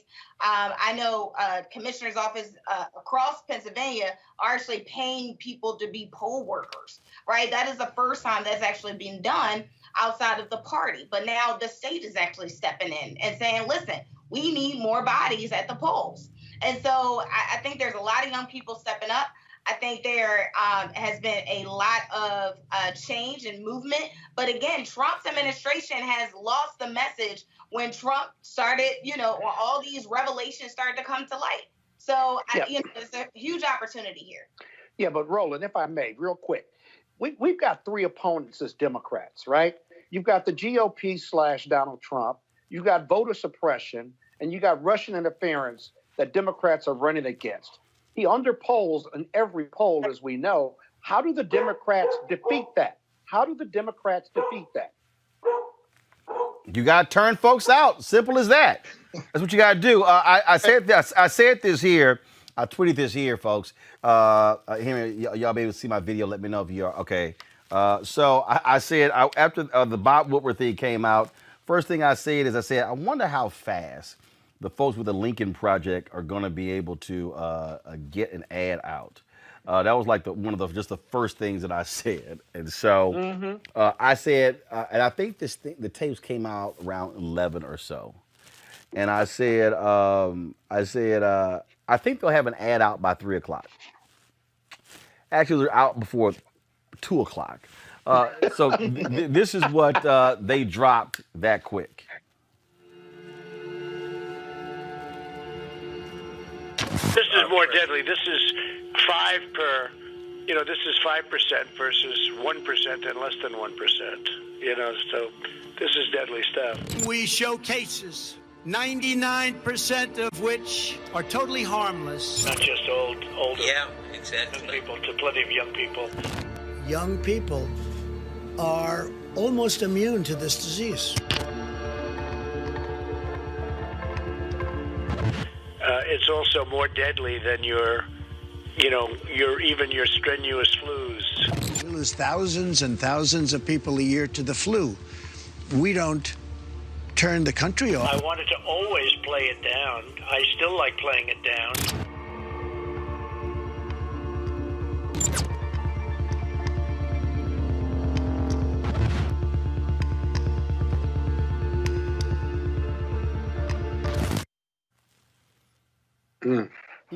What this does, Robert, Trump wanted desperately for the conversation to be about law and order.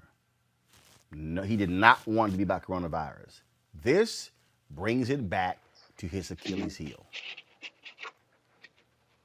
Of course this is Achilles heel, and I think the strategy that we've seen the White House roll out today, saying it was just about trying to prevent a panic, I think that might be one of the dumbest talking points I've heard, and you can tell that this caught them completely off guard. The idea of this president not wanting to incite panic when the entire Republican convention was a return to the American Horror Story, MS-13 will be sent to the suburbs to destroy your communities and rape your wife. That is inciting panic. This idea of putting the lacrosse teams on television who tried to kill protesters, tweeting about Killer Kyle and Kenosha. That is inciting violence. That is inciting discord. So this idea of wanting to keep a calm in the American people, this is almost like telling your wife that you only lied to her because you knew it would make her angry.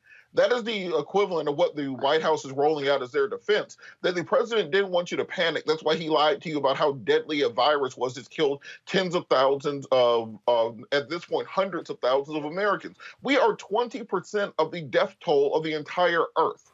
and we are not 20% of the world population. So this idea that he rolled out in his press conference today saying, well, we did a great job because millions would have died without what we did, and I only lied to you to keep you calm, I think that is a point that Democrats have to hop on. Not just the Lincoln Project, not just Republican groups, not just the media. The Democratic Party has to have a way to articulate a message and turn it around quickly and use that to motivate voters.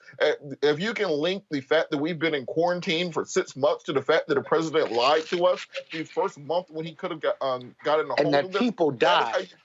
That is how you get people motivated. But simply turning this into just the latest in a week by week scandal is how you lose the messaging war. Think about the fact that President Trump got impeached earlier this year. We don't even talk about that in the election season. He is that able to change the conversation. So if the Democrats don't hop on this like a starving dog on a bone, then you're going to end up losing this week of messaging. The folks with the Midas touch also dropped their ad. Watch this.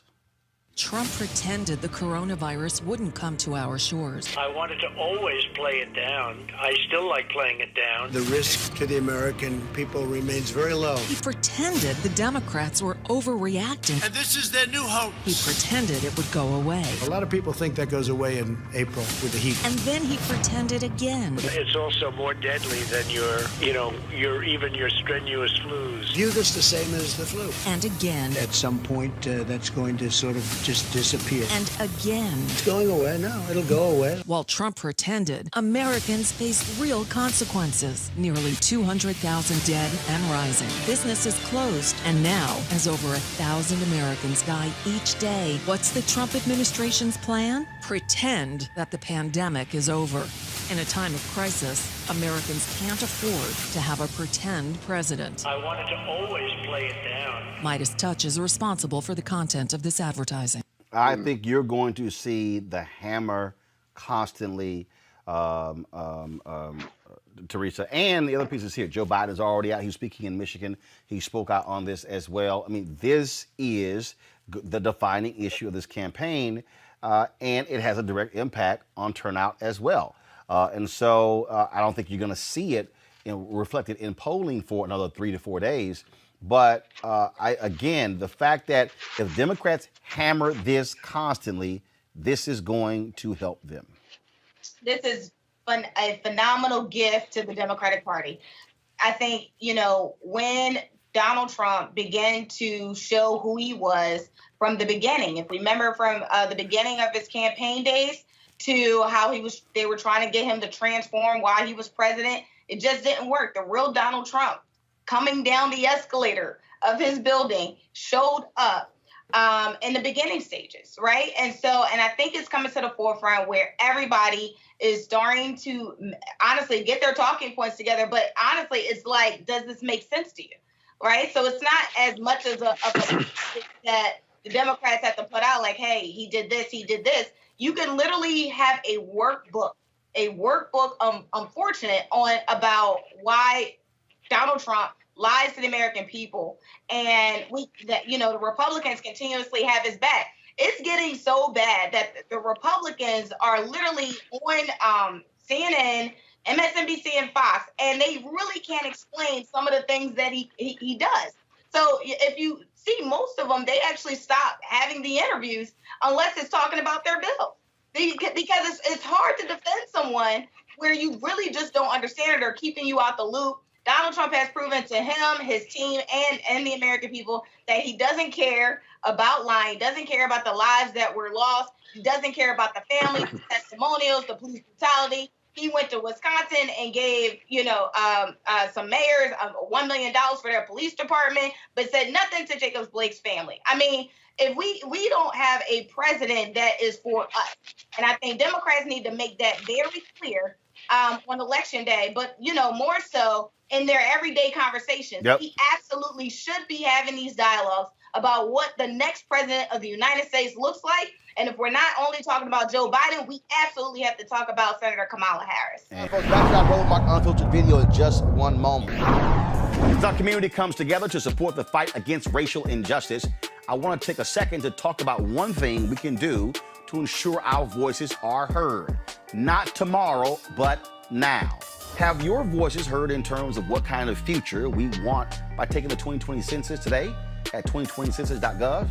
Now, folks, let me help you out. The census is a count of everyone living in the country. It happens once every 10 years. It is mandated by the U.S. Constitution. The thing that's important is that the census informs funding, billions of dollars, how they are spent in our communities every single year. I grew up in Clinton Park in Houston, Texas, and we wanted new parks and roads and a senior citizen center. Well, the census helps inform all of that and where funding goes. It also determines how many seats your state will get in the U.S. House of Representatives. Young black men and young children of color are historically undercounted, which means a potential loss of funding for services that helps our community. Folks, we have the power to change that. We have the power to help determine where hundreds of billions in federal funding go each year for the next 10 years. Funding that can impact our community, our neighborhoods, and our families and friends. Folks, responses are 100% confidential and can't be shared with your landlord, law enforcement, or any government agency. So please take the 2020 census today. Shape your future. Start at 2020census.gov. We're going to build a wall. It's going to be built.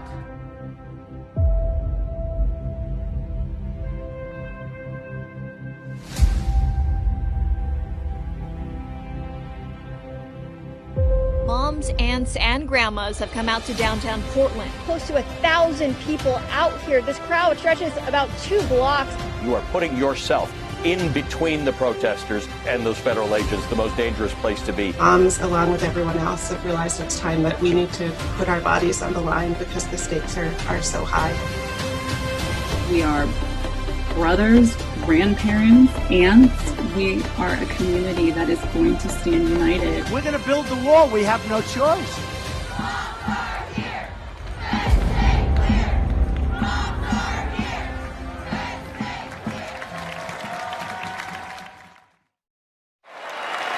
The most basic duty of government is to defend the lives of its own citizens.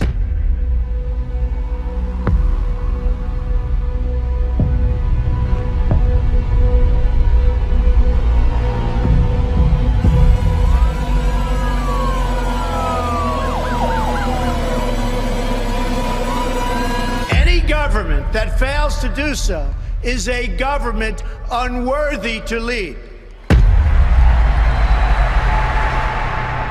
There'll be a lot of death, unfortunately. There will be death.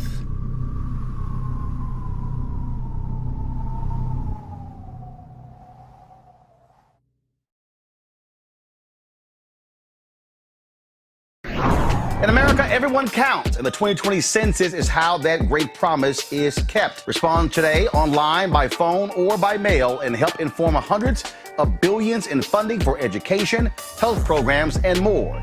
Shape your future. Start at 2020census.gov. Well, if you want to understand the mentality of these people, listen to what Donald Trump said today at the White House when asked the question, if Biden wins, would there be a peaceful transfer of power? Listen. Win, lose, or draw in this election, will you commit here today for a peaceful transferal of power after the election? And there has been rioting in Louisville. There's been rioting in many cities across this country, red and your so-called red and blue states. Will you commit to making sure that there is a peaceful transferal of power after the election? Well, we're going to have to see what happens. You know that I've been complaining very strongly about the ballots, and the ballots are a disaster. I understand that, but people are rioting. Do you commit to making sure that there's a peaceful transferal of power? We want to get rid of the ballots, and we'll have a very peaceful. There won't be a transfer, frankly. There'll be a continuation. The ballots are out of control. You know it. And you know who knows it better than anybody else? The Democrats know it better than anybody else. Go ahead. What you're dealing with is, again, you're dealing with a thug here. Folks, back to our Roland Martin Unfiltered video in just one moment. As our community comes together to support the fight against racial injustice, I want to take a second to talk about one thing we can do to ensure our voices are heard. Not tomorrow, but now. Have your voices heard in terms of what kind of future we want by taking the 2020 census today at 2020census.gov? Now, folks, let me help you out. The census is a count of everyone living in the country. It happens once every 10 years. It is mandated by the U.S. Constitution. The thing that's important is that the census informs funding, billions of dollars, how they are spent in our communities every single year. I grew up in Clinton Park in Houston, Texas, and we wanted new parks and roads and a senior citizen center. Well, the census helps inform all of that and where funding goes. It also determines how many seats your state will get in the U.S. House of Representatives. Young black men and young children of color are historically undercounted, which means a potential loss of funding for services that helps our community. Folks, we have the power to change that. We have the power to help determine where hundreds of billions in federal funding go each year for the next 10 years. Funding that can impact our community, our neighborhoods, and our families and friends. Folks, responses are 100% confidential and can't be shared with your landlord, law enforcement, or any government agency. So please, take the 2020 census today. Shape your future. Start at 2020census.gov. Is this who we are? Is this who we want to be? Is this who we want to pass on to our children and our grandchildren? Fear, anger, finger pointing? Or do we want to be the America we know we can be? The America we know in our hearts we could be and should be. You know, I've said from the outset of this election that we're in the battle for the soul of this nation. American history isn't a fairy tale with a guaranteed happy ending. The battle for the soul of this nation has been a constant push and pull for more than 240 years. In some of our darkest moments of despair, we've made some of our greatest progress. We stand together, finally as one America, we'll rise stronger than we were before. I'm Joe Biden, and I approve this message. It is midnight in Washington. The lights are finally going out in the Capitol after a long day in the impeachment trial of Donald J. Trump. You can't trust this president to do the right thing, not for 1 minute, not for one election, not for the sake of our country. You just can't. Bing, bing, bong, bong. He will not change, and you know it. History will not be kind to Donald Trump. I think we all know that, not because it will be written by never-Trumpers, but because whenever we have departed from the values of our nation, we have come to regret it, and that regret is written all over the pages of our history.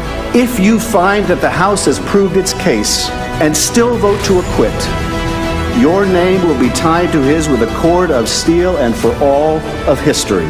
He has betrayed our national security. He has compromised our elections, and he will do so again. You will not change him. You cannot constrain him. Truth matters little to him. What's right matters even less, and decency matters not at all. We have proven Donald Trump guilty. Now do impartial justice and convict him.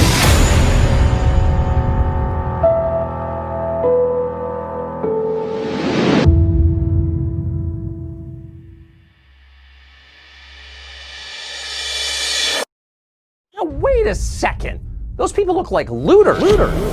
The Trump Hotel. It's turned into the place to be for lobbyists and foreign officials. Government money, your tax dollars, into Donald Trump's company. Well, yes, technically they were doing that. Ivanka Trump and Jared Kushner made at least $82 million last year. The prince is saying, I have Kushner in my pocket. Trips on costly jets with American taxpayers footing the bill. A $31,000 mahogany dining set. $43,000 phone booth. Serious questions about the Trump Organization meant to raise money for children with cancer. What is not acceptable? Anything? Mike Pence is now revising his story a third time on going 180 miles out of his way to go stay at Trump's resort. The Chinese government awarded Ivanka Trump's brand 7 new trademarks. You sold over $1 million in stocks before the market went down. Were you trading on inside information? A small Montana power company landed a $300 million contract. 40 million Americans filed for unemployment. The small business loan program ran out of money. Several large chains have received millions. It was shameful. The Trump campaign owes nearly $570,000 to El Paso, Texas. Will you commit publicly that none of that taxpayer money will go towards your own hotels? We have to save some of these great companies. Among the biggest grifters in American history.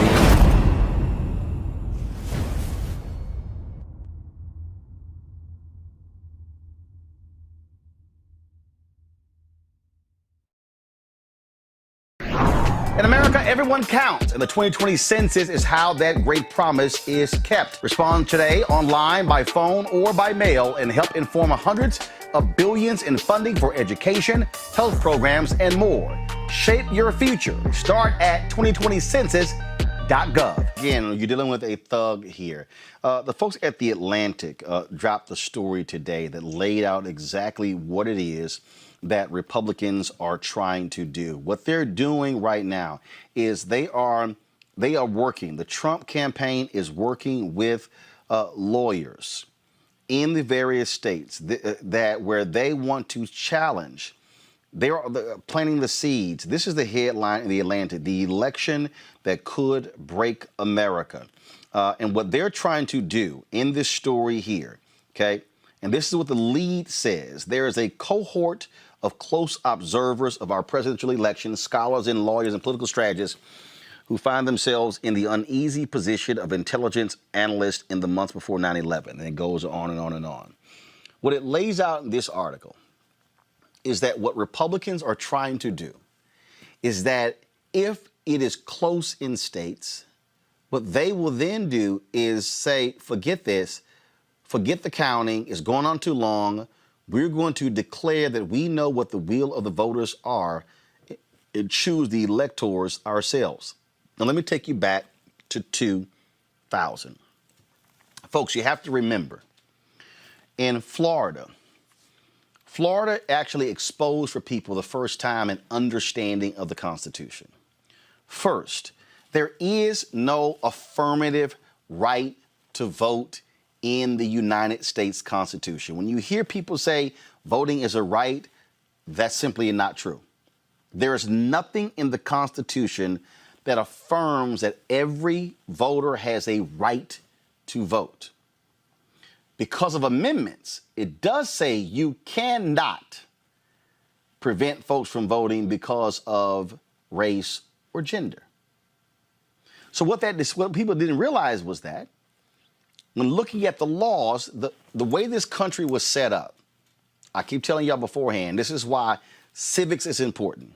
The country was set up for white men who own land to control the nation. So state legislatures actually have the power to choose electors. The Electoral College was a slavery compromise. And so they wanted to be able to control who became president. So what Donald Trump is doing is they are trying to work with Republican legislatures to say that if it's close in several states, that these legislatures will simply say enough is enough, and we are going to choose the electors from the state, and we are going to discern what the voters actually wanted to happen. That's what is going on. This arena is what people really need to be paying attention to, because Donald Trump has no problem, and the Republican Party has no problem with thrusting America into a constitutional crisis, because it is their desire to hold on to power regardless of what happens. You know, I've got a slight smile on my face because I know what's really at play here, right? And it's they want that crisis so they can litigate their way out of it. They can use these courts through which Donald Trump has got his people in. Okay, look, there's so many examples. Just look at the past 4 years, but particularly look at the past 4 months. There's so many good cases that tell us that these are Donald Trump's judges. It was always about the judges' role. And this is always what it's been about in electing this, two-time philandering fool. He's a fraudster. He's, a schmuck who basically has gotten so good at conning folks.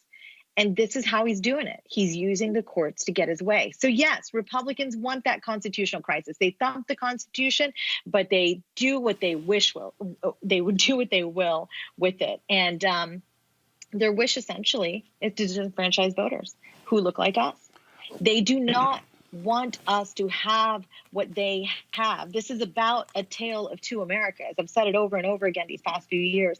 There is not one America in which we are equal to white people. And this is extremely difficult for me to say as a conservative, coming up in this career. And I've always held myself at the same standard, but what I've seen in what Donald Trump has done in using our judiciary for his gains, I have seen very clearly that many a conservative is okay with that if it means that they go untouched, if their lives are unimpacted. So therefore, if the lives of others are impacted, okay. That's a casualty. But we will litigate this the way we want so that we will get the justices that we want. That's what it's always been about. I realize that sounds like a very elementary argument. I'm making an overly simplistic, perhaps, analysis of the situation. But it's very, very important that we talk to our friends and family who may even think that he is not the threat to the Constitution that he is. It's very, very important that we speak to them in simple terms about it. This is a constitutional crisis that they are welcoming. Scott, I'm reading this here. This is from the Atlantic piece. The worst case, however, is not that Trump rejects the election outcome. The worst case is that he uses his power to prevent a decisive outcome against him. If Trump sheds all restraint, and if his Republican allies play the part he assigns them, he could obstruct the emergence of a legally unambiguous victory for Biden in the Electoral College and then in Congress. He could prevent the formation of consensus about whether there is any outcome at all. He could seize on that uncertainty to hold on to power. Trump's state and national legal teams are already laying the groundwork for post-election maneuvers that would circumvent the results of the vote count in battleground states. Ambiguities in the Constitution and logic bombs in the Electoral Count Act make it possible to extend the dispute all the way to Inauguration Day, which would bring the nation to a precipice. The 20th Amendment is crystal clear. The president's term in office shall end at noon on January 20th, but the two men could show up to be sworn in. One of them would arrive with all the tools and power of the presidency already in hand. This is why, Scott, I have made it clear to people that the vote in states cannot be close. There has to be no doubt. If Joe Biden beats Donald Trump by 200,000, 300,000, or 400,000 votes in Florida or North Carolina and Georgia, then you're not going to have these games because it will be no doubt. That is how you beat this thug and his Republican imps at their own game. Yeah, we got to do it. As you were reading that piece in Atlantic, I was thinking, so where's the military going to be on this? Because we're going to be in crisis and like a third world junta. Let's just see where the military is going to be on this. I tell you what else this begs, though, as a question, is the importance of the Senate races. Because if the Senate turns to Democrat and the House stays Democratic, then if he pulls any of these maneuvers with the electors at the state level, that will be challenged in state court and all the way to the Supreme Court. But it's got to be done by January 1st.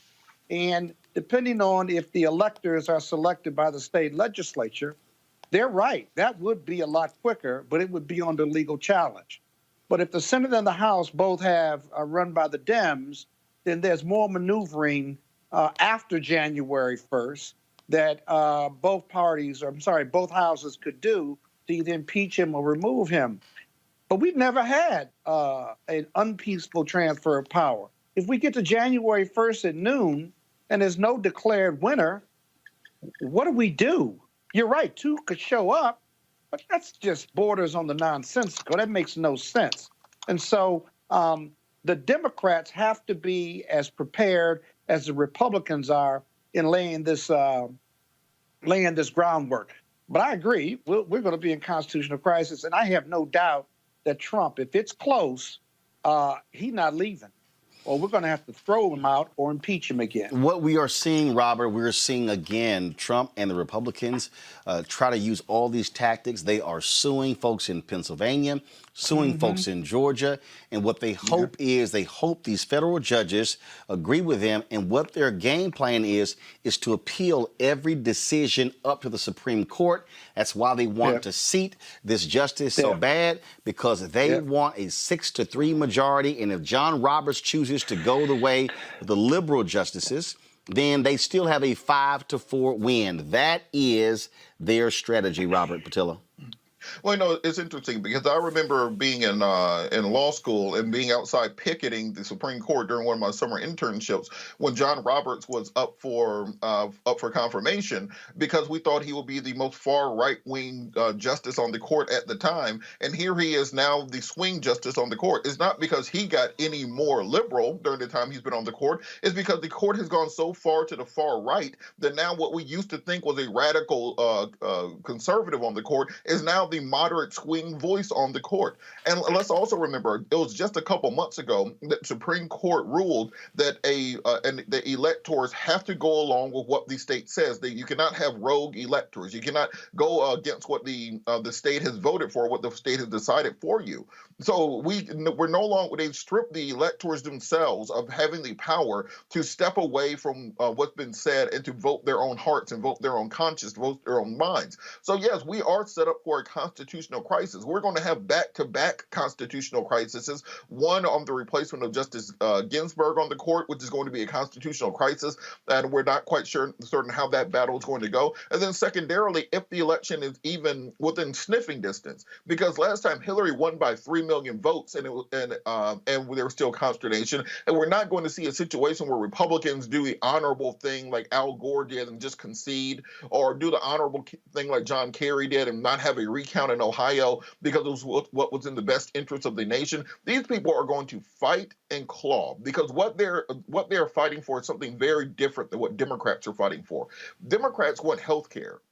We want a clean environment. We want education for our children. We want a foreign policy that is humble. We want the regular things in politics. Listen to what they were talking about at the Republican convention. Listen to Matt Gaetz. Listen to Charlie Kirk. They're talking about a fight in defense of Western civilization, that the last man standing between the mob, between the hordes, between the immigrants, between America being overrun by minorities is Donald Trump. This is the American carnage that Donald Trump talked about in his inaugural address. So we can't pretend that we're fighting the same fight and that we're fighting by the same rules.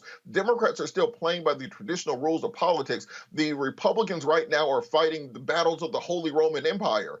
They're fighting against the mongrel hordes and the Umayyad Caliphate. They think that they are in an existential crisis for the future of whiteness in this country, and it will be a white majority nation going forward. And because of that, they are willing to use every tool in the basket, and don't expect them to just lie down and do the right thing. All right, folks, back to our Roland Martin Unfiltered video in just one moment. As our community comes together to support the fight against racial injustice, I want to take a second to talk about one thing we can do to ensure our voices are heard.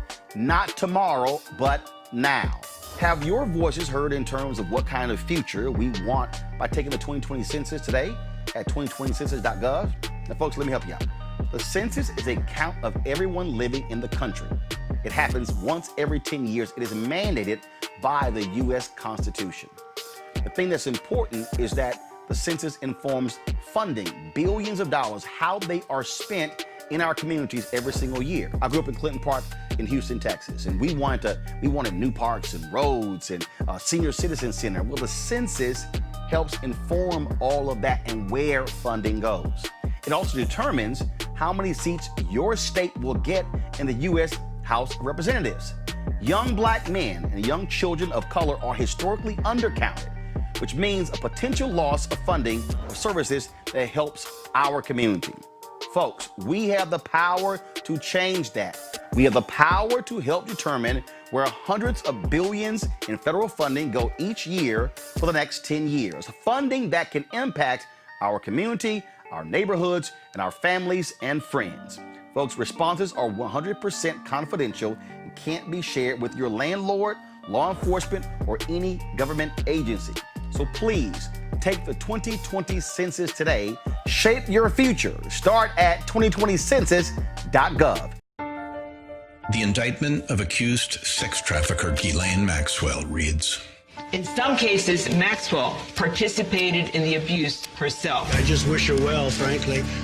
I've met her numerous times over the years. She pretended to be a woman they could trust. All the while, she was setting them up to be sexually abused by Epstein, and in some cases, by Maxwell herself. I just wish her well, frankly. I've met her numerous times over the years. Maxwell would discuss sexual topics with the victim and undress in front of the victim or be present for sex acts. I just wish her well, frankly. A woman accused of being at the center of an international child rape ring. And the President of the United States says, I just wish her well, frankly. Had enough? On November 3rd, it's time to return honor and dignity to the White House. The Lincoln Project is responsible for the content of this advertising. Governor confirming that coronavirus has arrived here. When we were stuck inside, we wondered, would we face the plague of gun violence again? Will we fear gathering in our schools and our churches again? Will we be shot for the color of our skin again? But a fight for justice forced us out to fill the empty streets. Black Americans are still being killed for being black in America. The pandemic hitting Black, Indigenous, and people of color disproportionately has only worsened the epidemic of gun violence in those same communities. Because it's clear the fight for racial justice is still on, and we won't live without it. In Colorado, he stood against hatred, but in Wisconsin, he carried a Confederate flag. In Arizona, she stood for her patients, but in Michigan, she carried a swastika. They bought guns in record numbers, but we took it to the streets. So when we leave our homes this time, will the people carrying weapons of war and banners of hatred decide our future again? Or will we stand up and demonstrate our power? Our power means we demand all gun sales will be licensed. Our power means we demand weapons of war be banned for good. Our power means lawmakers must listen. Our power means we refuse to watch black people be murdered in the streets. Our power means we refuse to fear for our lives. We refuse to live without justice. It's our power, and we will use it. Nearly 10,000 more Americans will die. 90,000 deaths and growing. Millions more will file for unemployment. Small businesses are dying. We're not testing enough. It's still spreading. Here's what else is coming this week. He will lie to you over and over. He will tweet instead of lead. He will blame others for his failures. Welcome to this week, and the next week, and the next, and the next, until you do something about it. The Lincoln Project is responsible for the content of this advertising. I'd like to just announce the spectacular news for American workers and American families and for our country as a whole. There's not been anything like this, a record-setting. Donald Trump made history in June. More Americans were out of work in June than any June in U.S. history. More unemployment claims were filed in June than any June in U.S. history. More women were out of work. More men were out of work. More African Americans were out of work. More Hispanics were out of work. Since Donald Trump took office, almost 8 million fewer Americans are working. If Trump lost jobs were a state, it would be larger than 37 states. Donald Trump's incompetence, ignorance, and indifference has made him the most deadly job-killing president in our history. With so many losing their jobs, isn't it time Donald Trump lost his? The Lincoln Project is responsible for the content of this advertising. President Trump gives lots of jobs to his son-in-law, Jared Kushner. Insiders whisper he may be even more powerful than Trump. But like his father-in-law, Jared's not up to the task. This pampered princeling has never met a problem he couldn't f*** up. Take the COVID response Trump assigned Jared to handle. 150,000 people dead, and an economy in ruins. That by July, the country's really rocking again. His task force put Trump cronies first, and of course, Jared's family cashed in on bailout money. No surprise from the son of a convicted felon and slumlord who served time in prison. Jared's a perfect fit for this White House. But if you've ever wondered whether this president took COVID-19 seriously, look no further than who he put in charge of protecting America's health. Jared Kushner, Trump's Secretary of Failure. The Lincoln Project is responsible for the content of this advertising.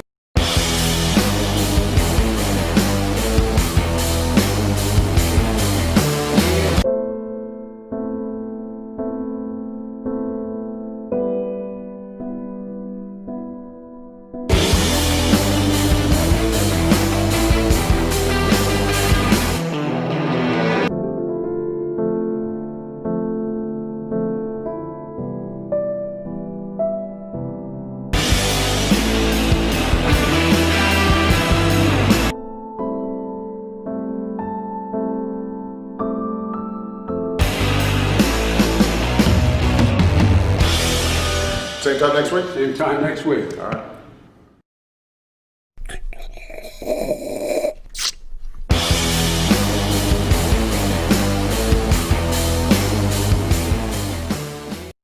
Donald Trump is playing pretend again, saying he's the one to take on China. They can't wait. They know who Donald Trump is.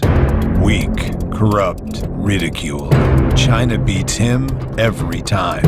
No matter what he says, China's got his number. Trump even begged Chinese leader Xi to help him win re-election, like a dog. Trade negotiations? China won. Trump's tariffs? They laughed as Trump hit American families with higher taxes. Trump's trade war? Farms and small businesses went bankrupt. China's military? Expanding without American leadership in the region. President Xi? Trump rolls over for China's president every time.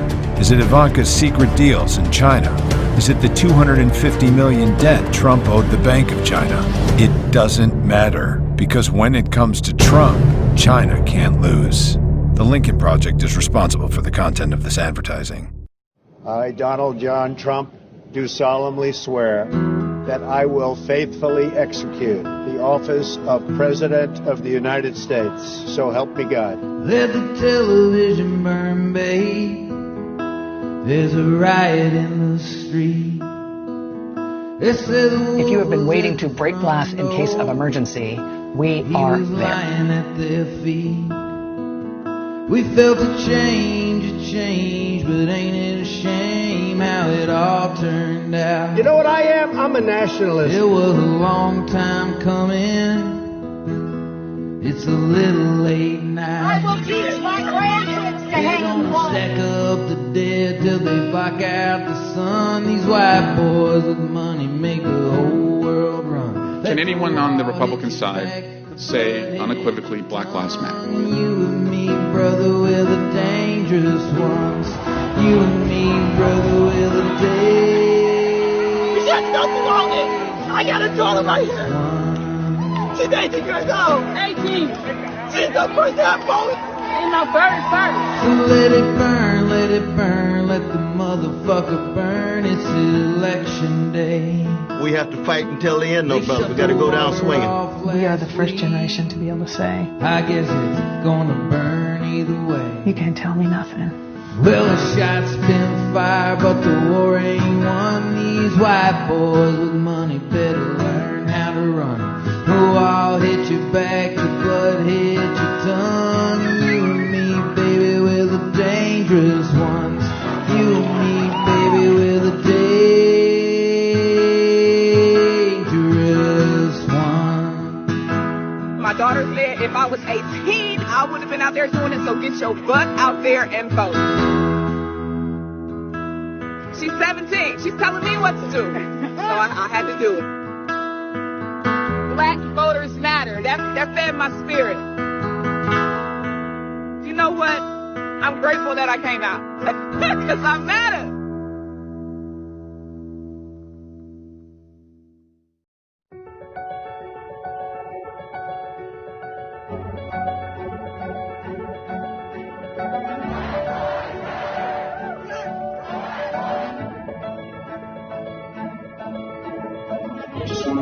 Have you registered to vote yet? Have you registered to vote yet?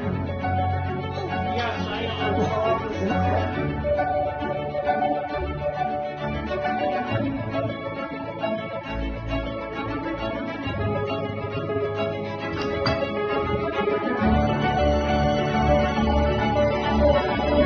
We need a leader who's going to listen to the science. Hey, how you doing?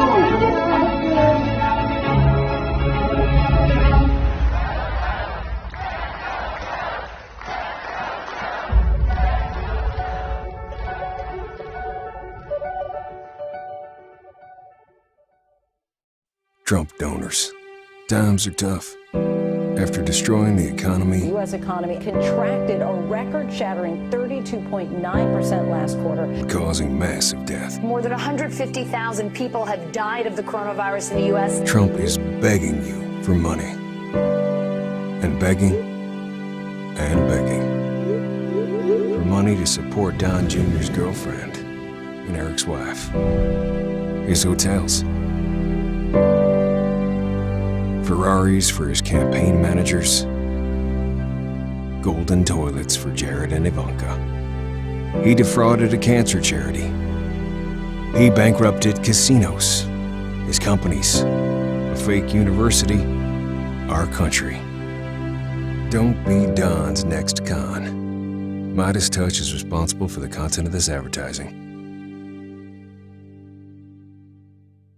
For the 244 years since we declared our independence, one name has stood as the very definition of the word traitor to the U.S. military. Benedict Arnold sold out our troops during our fight for freedom. He tried to sell West Point to the enemy before defecting to the other side. Now, there's a new traitor sullying those hallowed Army grounds, and no one has betrayed those in uniform like Donald Trump. He consorts with a foreign enemy that puts bounties on the heads of American troops. He takes the word of Putin. President Putin was extremely strong and powerful in his denial today Over the best American military intelligence.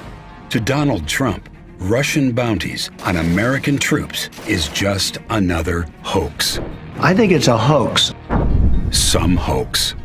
This July 4th, Benedict Arnold can step aside because Benedict Donald is America's #1 traitor. As the sun rose over Afghanistan this morning, 8,600 American troops started their day knowing Russia has bounties on their heads, paying Taliban militants to murder our troops, and the heartbreaking truth that their commander-in-chief deserted them, that he ignored the intelligence report dropped on his desk in February, too lazy to read it himself. And now, since the report was read out loud to him in June, days have passed, weeks have gone by, still no action. Not a call to his Russian master to stand down. Not a call to console the families left behind. When the sun sets over our troops in Afghanistan tonight, how many more bounties will Russia have paid out? Our troops deserve a whole lot better than a traitor like Trump. There was a day, earlier this year, when our nation's intelligence and public health experts pleaded with Donald Trump to take the coronavirus seriously. Did he listen? No. What did he do? He probably scrolled through his Twitter feed, or daydreamed about his next rally, or asked Lindsey Graham to play golf, or ordered fewer tests. Slow the testing down, please. And now, more than 130,000 Americans are dead. 3 million Americans are sick. Thousands more infected every day. Tens of millions out of work, isolated from the world. And what does Trump do? He tells us to live with it.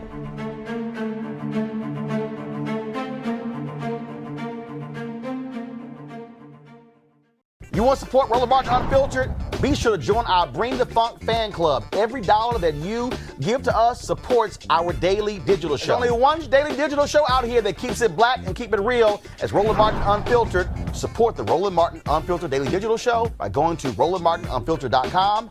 You can make this possible. The CDC has identified a case of coronavirus in Washington state. The words about a pandemic at this point? No, we're not at all, and it's going to be just fine. Whatever happens, we're totally prepared.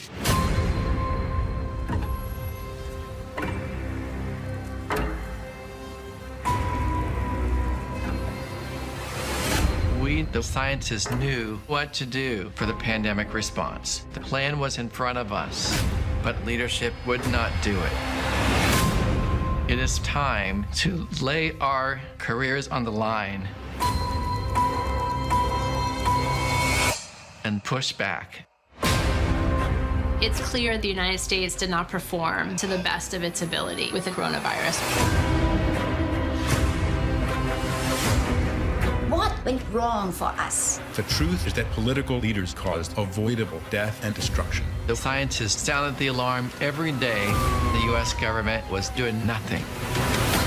One day it's like a miracle. It will disappear. It'll be wonderful. It'll be a gift from heaven.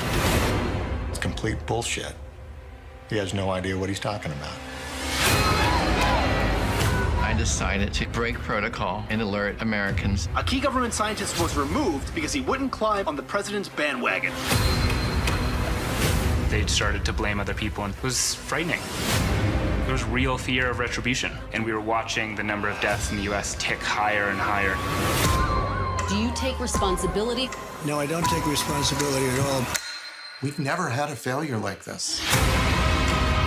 The truth is finally coming out. There's so much to expose.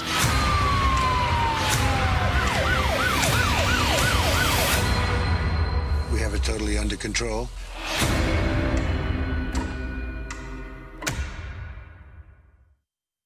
Those are some of the viral ads that were dropped in response to Trump and coronavirus, really from a debate on Tuesday.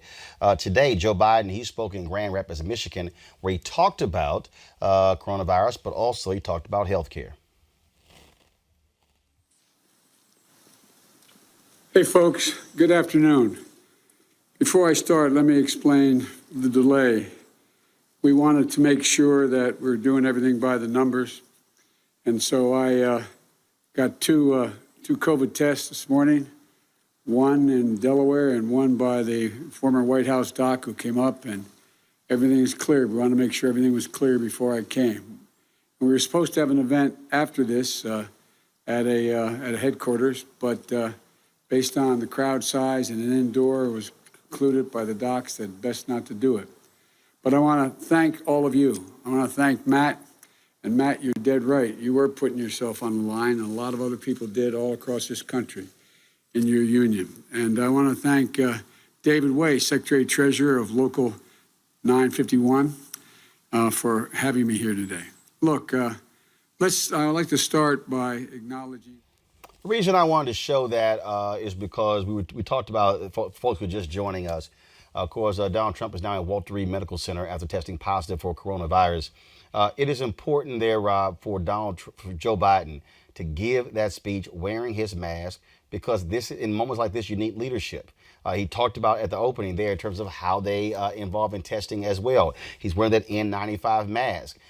People follow leadership. And then when leaders disavow masks and disavow social distancing, the rest of the public is like, well, what the hell? If it's good for them, it's good for me. This is exactly the kind of leadership we need right now. Yep. Well, so goes the leadership, so goes the culture, so goes an organization, and so goes a nation. So we absolutely need a leader that understands that what you say matters, what you do matters, and people do follow what other people do. And we've seen people follow, unfortunately, this current president off a cliff. And the president's fallen and got himself in trouble. And so now I hope people can step back, breathe, and not let their emotions or not just be totally irrational, and see that science works, data works, and this is about protecting other people. Because had we done this earlier, we didn't have to have 207,000 people dead and however many others are going to be affected in the future now, this could have came under control, and I think would have had Donald Trump done the same thing that Joe Biden is doing. It is not political to wear a mask. It is about being safe. Hard stop. And so I hope people get back to that, and we can actually get back to focusing on issues that matter. We can come together as a country and just really get off this stupidity, because this has really hurt us. Not only stupidity, but this dangerous attitude that science doesn't matter, facts don't matter. The only thing that matters is what makes me feel good. Quentin, go ahead. I mean, at the end of the day, if Donald Trump comes out and then he really just pushes the coronavirus issue, then I think we'll see a change. Other than that, I really don't think we will. In the end of the day, like you said, the leadership matters. And right now, he's the leader of the country. He sets the tone, right? So at this time, we have a leader that still says that it's not important. If he even him going to the hospital, I feel and in like fact, and hold tight 1 second. In fact, the White House has released this. Kayleigh McEnany has released this statement. President Trump remains in good spirits, has mild symptoms, and has been working throughout the day. I'm going to see if I can pull this up. Folks, this tells you that this is more serious, and they keep trying to let everybody believe. If y'all see it, this is the. Let me know if y'all actually see it here. This is the statement. President Trump remains in good spirits, has mild symptoms, and has been working throughout the day out of an abundance of caution and at the recommendation of his physician and medical experts. The president will be working from the presidential offices at Walter Reed for the next few days. President Trump appreciates the outpouring of support for both he and the First Lady. That's from Press Secretary Kayleigh McEnany. Quentin, again, you don't work from the presidential office at Walter Reed for the next few days if you have mild symptoms. Right. I mean, for sure, it's more serious than what they're putting off. But at the same time, it's the narrative that they're going to put out in the coming days, right? Because I don't think they can make a hard switch as far as they've been pushing. I mean, it's at the point that people are storming state houses and everything, just saying that it's a hoax. And even though he has it, unless something serious happens to this man, I just really don't see them changing their platform on it. Well, they're going to have to change their platform. It's projected that another 150, 200,000 people will die before the end of the year. President and First Lady have it. I mean, so many people have had this virus. Many of them have survived. Some have not. I certainly don't expect him to reverse himself on mask wearing, but I do expect him to put one on. And I bet the doctors at Walter Reed will tell him the same thing. And now that we know how highly contagious he is, let me repeat that, how highly contagious he is, if he walks out of the White House without a mask on, somebody ought to arrest him. That's hyperbole. But I mean, it's really absurd. Not that much. Got it. But you know, understand. No. Look, I understand your point. Bottom line is this here. Again, the games that they played, it should be no games. And this is where, if you were the chief of staff, Mark Meadows, you would have some guts and say, look, he's in the hospital, mandatory mask in the White House. You completely put in real rules. You listen to Dr. Anthony Fauci. That's what they should do. All right, folks, back to our Roland Martin Unfiltered video in just one moment.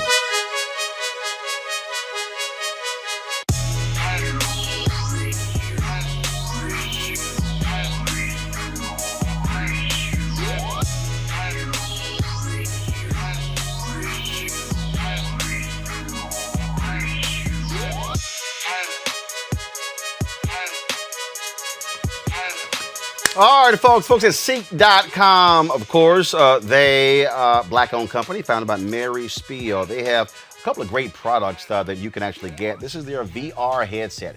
This headset, folks, allows for you to actually take your cell phone, pop it right into here, close it up, and then you can actually watch the VR content, the virtual reality content on Seek.com right there through your phone. Actually, it's pretty cool. You can also look at 360-degree video from other websites as well, and it puts you literally right there where the video was shot. And so they have this particular headset right here. They also have their 360-degree 4D headphones. And so these headphones right here, which are Bluetooth, Also, they have the headset, which you use for when you for all you gamers out there.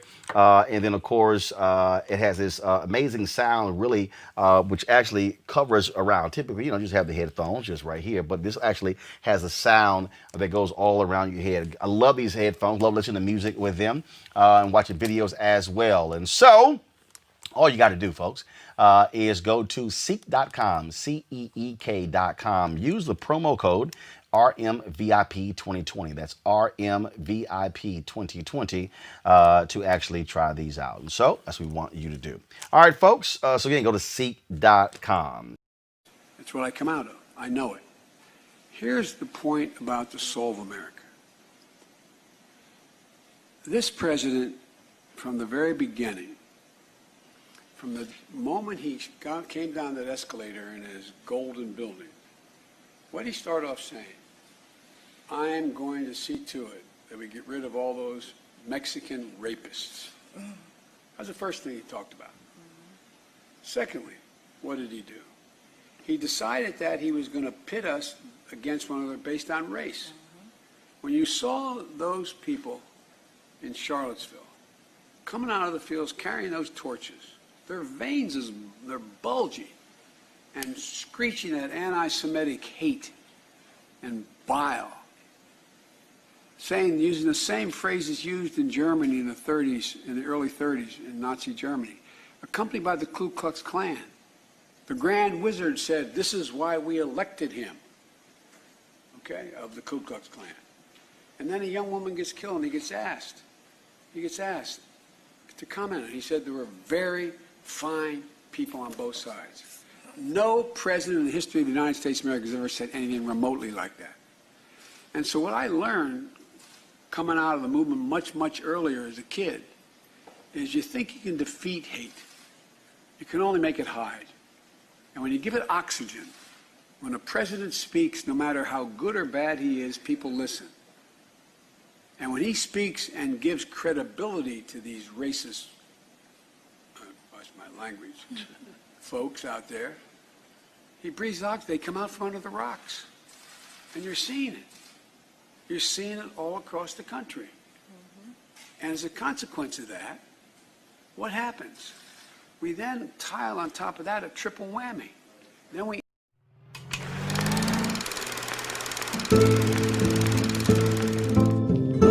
This moment in our history has been a long time coming. But a change has come. In 1961, black and white people could not be seated together on a Greyhound bus. I first came to Washington to participate in the Freedom Ride. We were beaten and arrested and jailed, but we helped bring an end to segregation in public transportation. In 1963, I came back here again. Hundreds and thousands of people were arrested and jailed throughout the South for trying to participate in the democratic process. We must never ever give up. We must never ever give in. We must keep the faith and keep our eyes on the prize. We must continue to push. We must continue to work. We may have come here on different ships, but we all are in the same boat now.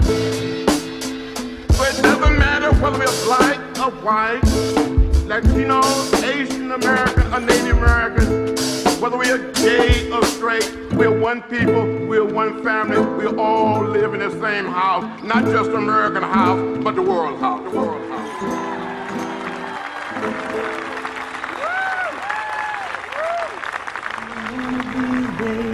I'm gonna be a registered voter, oh Lord. I'm gonna be a registered voter, oh Lord. I'm gonna be a registered voter. I pledge allegiance to the flag of the United States of America and to the republic for which it stands, one nation, under God, indivisible, with liberty and justice for all.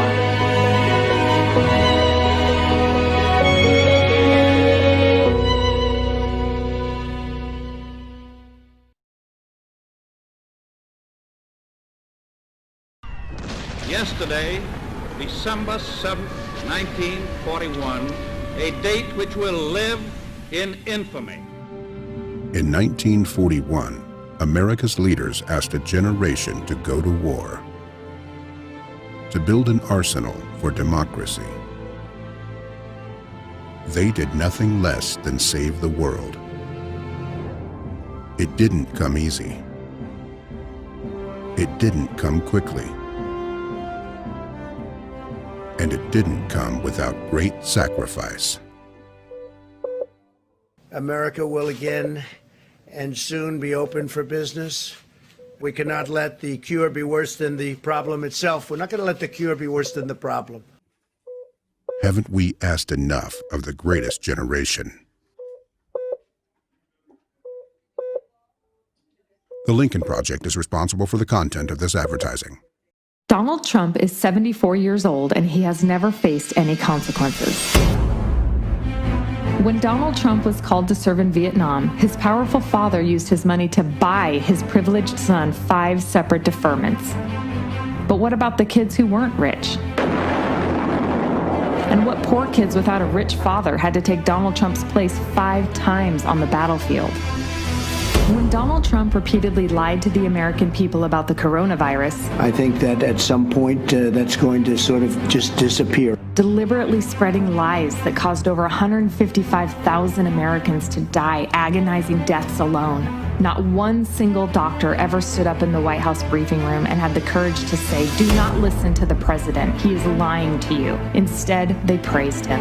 He's been so attentive to the scientific literature and the details and the data. When Donald Trump bragged on camera about sexually assaulting women, it should have immediately ended his presidential campaign and he should have faced criminal charges. But instead, his third wife, so desperate to be the first lady, rushed to cover for him. I know how some men talk. They were kind of a boy talk. When Donald Trump had multiple bankruptcies, he should have lost his businesses and suffered the same consequences everyone else would have. But instead, corrupt banks like Deutsche Bank stepped in to rescue him, perpetuating the false image that Trump was rich and successful. When Donald Trump cheated on his wife and had unprotected sex with porn stars, his daughter refused to even say it was wrong. I think it's a pretty inappropriate question to ask a daughter. When it was revealed that Vladimir Putin had put bounties on the heads of U.S. soldiers and that Donald Trump knew about it and did nothing to defend the United States, he should have been impeached and removed from office. But instead, his army of enablers defended him. Time and time again, people have stepped in and covered for Donald Trump. For 74 years, Donald Trump has gotten away with one crime after another. But on November 3rd, you can take away Donald Trump's power. And when he's not President Trump, he will have to face charges for the crimes he's committed. On November 3rd, you're the jury in the case of the people versus Donald Trump. It's up to you. Before Donald Trump comes to Tulsa, remember what real leaders sound like. Now is the time to rise from the dark and desolate valley of segregation to the sunlit path of racial justice. Too often we honor swagger and bluster and the wielders of force. Too often we excuse those who are willing to build their own lives on the shattered dreams of other human beings. Now those who divide speak. And I say segregation now, segregation tomorrow, and segregation forever. I agree that looters ought to be shot, yes. On sight? On sight. The Negro and white citizen of this state are against the breakdown of law and order. You have to dominate the streets. Please don't be too nice. Very fine people on both sides. When you hear leaders speak, you know who they are, who they represent, and what kind of America they'll create. The Lincoln Project is responsible for the content of this advertising. Hey, Donald, your campaign manager told you 1 million fans wanted to come to your first big rally. Turnout in Tulsa? A dud. You've probably heard this before, but it was smaller than we expected. It sure wasn't as big as you promised. Honestly, we're not surprised. We've seen that you're shaky. Can't keep your polls up. And it's getting worse. You talk a big game. The event in Oklahoma is unbelievable. The crowds are unbelievable. They haven't seen anything like it. And can't deliver. Sad, weak, low energy. Just like your presidency. Just like you. The Lincoln Project is responsible for the content of this advertising.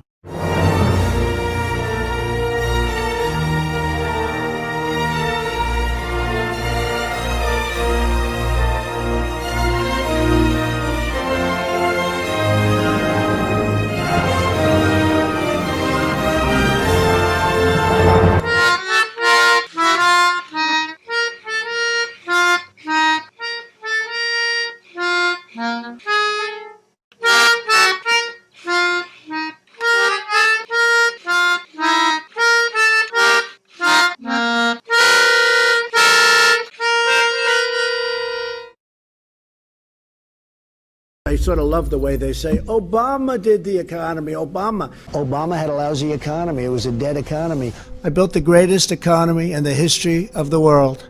It is incredible when you see the economy would have been so bad had I not gotten elected.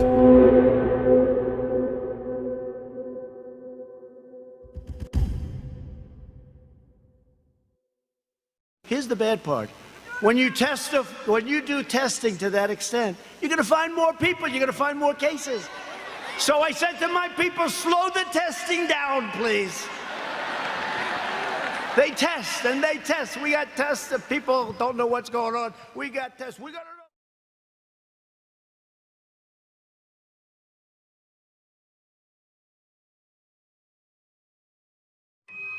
There's mourning in America. Today, more than 60,000 Americans have died from a deadly virus Donald Trump ignored. With the economy in shambles, more than 26 million Americans are out of work, the worst economy in decades. Trump bailed out Wall Street, but not Main Street. This afternoon, millions of Americans will apply for unemployment, and with their savings run out, many are giving up hope. Millions worry that a loved one won't survive COVID-19. There's mourning in America, and under the leadership of Donald Trump, our country is weaker and sicker and poorer. And now, Americans are asking, if we have another 4 years like this, will there even be an America? Paid for by the Lincoln Project, which is responsible for the content of this advertising. 47% of white women voted for Donald Trump. 47% to 45% for Hillary Clinton. To the 47%, I would like to ask, how did Donald Trump win your vote? Was it this? Do you believe in punishment for abortion? Yes or no, as a principle? There has to be some form of punishment. For the woman? Yeah, there has to be some form. Or maybe it was how he talked about his own daughter that won your vote. I've said that if Ivanka weren't my daughter, perhaps I'd be dating her. You know? Stop it! Oh, it's so weird. Stop. You know what? You are sick. Yeah. Was it his close friendship with pedophile Jeffrey Epstein? Or was it when he bragged about sexually assaulting women? They let you do it. You can do anything. Whatever you want. Grab him by the pussy. You can do anything. You stood by Trump after more than 25 women accused him of raping or sexually assaulting them. And as he destroyed families and threw children in cages. Yes or no, are we still putting children in cages? CBP never purposely put a child in a cage. Through multiple extramarital affairs. You are special. You remind me of my daughter. He's very proud of Ivanka. He said I was beautiful like her. As he attacked one female journalist after another. I'm not thinking of That's okay. I know you're not thinking. You never do. I'm sorry? No, go ahead. Go ahead. What a stupid question that is. What a stupid question. But I watch you a lot. You ask a lot of stupid questions. Don't ask me. Ask China that question. Sir, why are you saying that to me specifically? As he appointed 2 conservative white men to the Supreme Court. What is it about Donald Trump that you like so much? This election is going to come down to 6 states. We need to cut into the margin of white women voters. We need 10% of white women who voted for Trump to vote for Biden. Talk to your mothers, your sisters, your daughters, your grandmothers, and friends. Show them this video. Throughout his life, Donald Trump has used his power to attack, harass, and humiliate women. You have the power to stop it all. Stop Trump's abuse of women. Vote for Joe Biden. Like you'll go Putin, Russia? Taliban kill. Our military.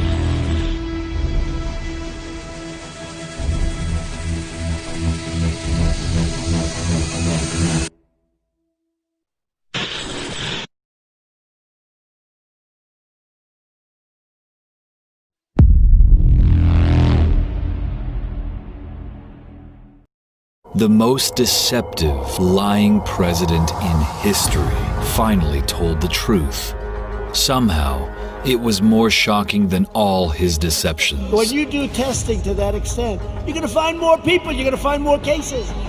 So I said to my people, slow the testing down, please. Slow the testing down? Slow down our chance to save tens of thousands of lives. Slow down our understanding of where COVID is and how it's spreading. Slow down the steps to reopen the economy. Every single expert told him to test more and test faster. And now we know his response. Slow the testing down, please. That's why this November, more than ever, the choice is clear. It's America or Trump. Someday soon, the time of Trump will pass. This circus of incompetence, corruption, and cruelty will end. When it does, the men and women in Trump's Republican Party will come to you, telling you they can repair the damage he's done. They'll beg you to forget their votes to exonerate Trump from his crimes, ask you to forgive their silence, their cowardice, and their betrayals as Trump wrecked this nation. Every time they had a choice between America and Trump, they chose Trump. Every time they were called to the service of this nation and their sacred oath, they chose Trump. Every time. Learn their names. Remember their actions. And never, ever trust them again. The more you lie. Now the virus, a lot of people think that goes away in April with the heat. Anybody that wants a test can get a test. Slow the testing down, please. And demean. He appeared to mock a reporter with a disability. What a stupid question. He's a war hero because he was captured. I like people that weren't captured. Collude. Russia, if you're listening. I would like you to do us a favor, though. Pleading with Xi to ensure he'd win. Bounties to the Taliban to kill American soldiers in Afghanistan. The more you lie and demean and collude, the more credibility you lose.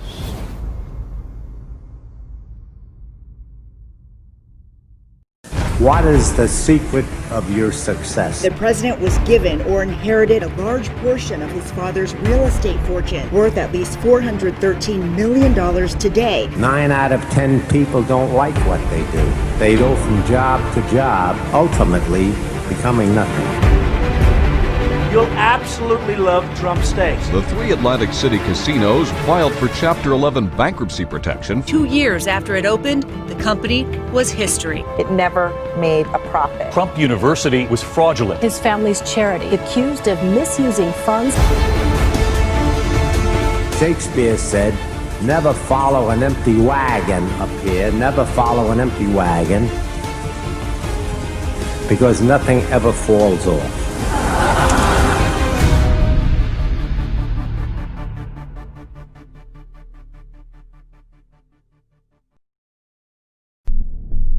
We have it totally under control. It's one person coming in from China. It's going to disappear. One day it's like a miracle. It will disappear. Our numbers are lower than just about anybody. Yeah, no, I don't take responsibility at all. People coming in from China, where this all started, it could have been stopped right where it came from, China. It came from China. It got out of control. If you think about Governor Cuomo, we're building him 4 hospitals. He's supposed to be buying his own ventilators. We're going to help. People like Governor Inslee, he should be doing more. He shouldn't be relying on the federal government. Governor Inslee, that's the state of Washington. Don't call the woman in Michigan. All she does is she has no idea what's going on, and all she does is say, oh, it's the federal government's fault. And we've taken such great care of Michigan. This administration inherited a broken system. The original tests, the ones we inherited, Jim, as an example, they were broken, they were obsolete. And you remember we inherited a broken system. We inherited a broken system. WHO, that's the World Health Organization, they missed the call. World Health got it wrong. I mean, they got it very wrong. In many ways, they were wrong. I'm not happy with the World Health Organization. The reality is that the WHO failed to adequately obtain, vet, and share information in a timely and transparent fashion. It would have been so easy to be truthful. The coronavirus, you know that, right? Coronavirus. And this is their new hoax. And the 15 within a couple of days is going to be down to close to zero.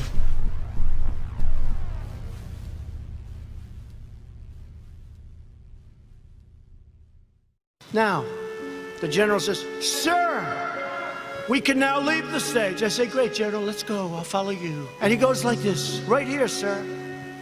I said, "General, there's no way I can make it down that ramp without falling on my ass, General."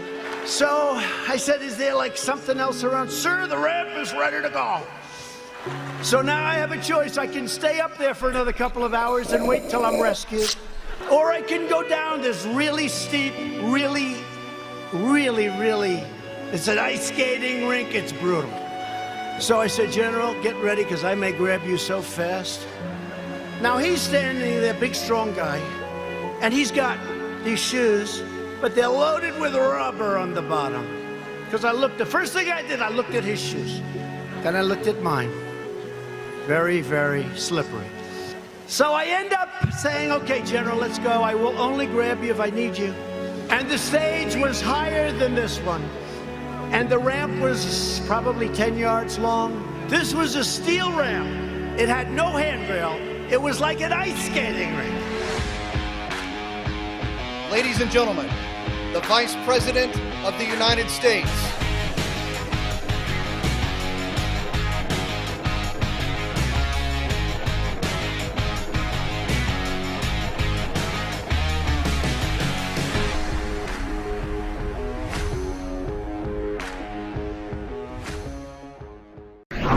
In America, everyone counts, and the 2020 census is how that great promise is kept. Respond today online, by phone, or by mail, and help inform hundreds of billions in funding for education, health programs, and more.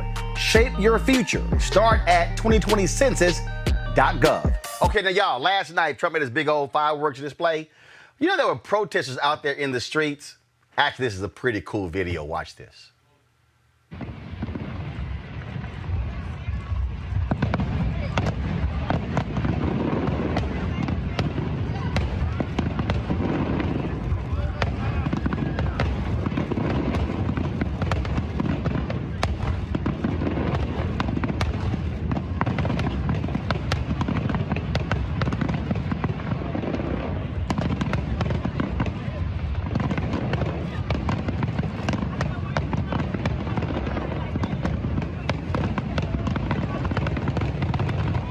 Well, Derek, 180,000 have died because Trump failed when it came to coronavirus. You know, it's interesting. So was Wednesday. My cousin texted me. She said, "Cuz, they're running that video on TV where you were standing behind Trump and in front of Pence when I was at the White House." And I was like, "Damn, what is this?" So I turned on CNN to watch it to see what it was.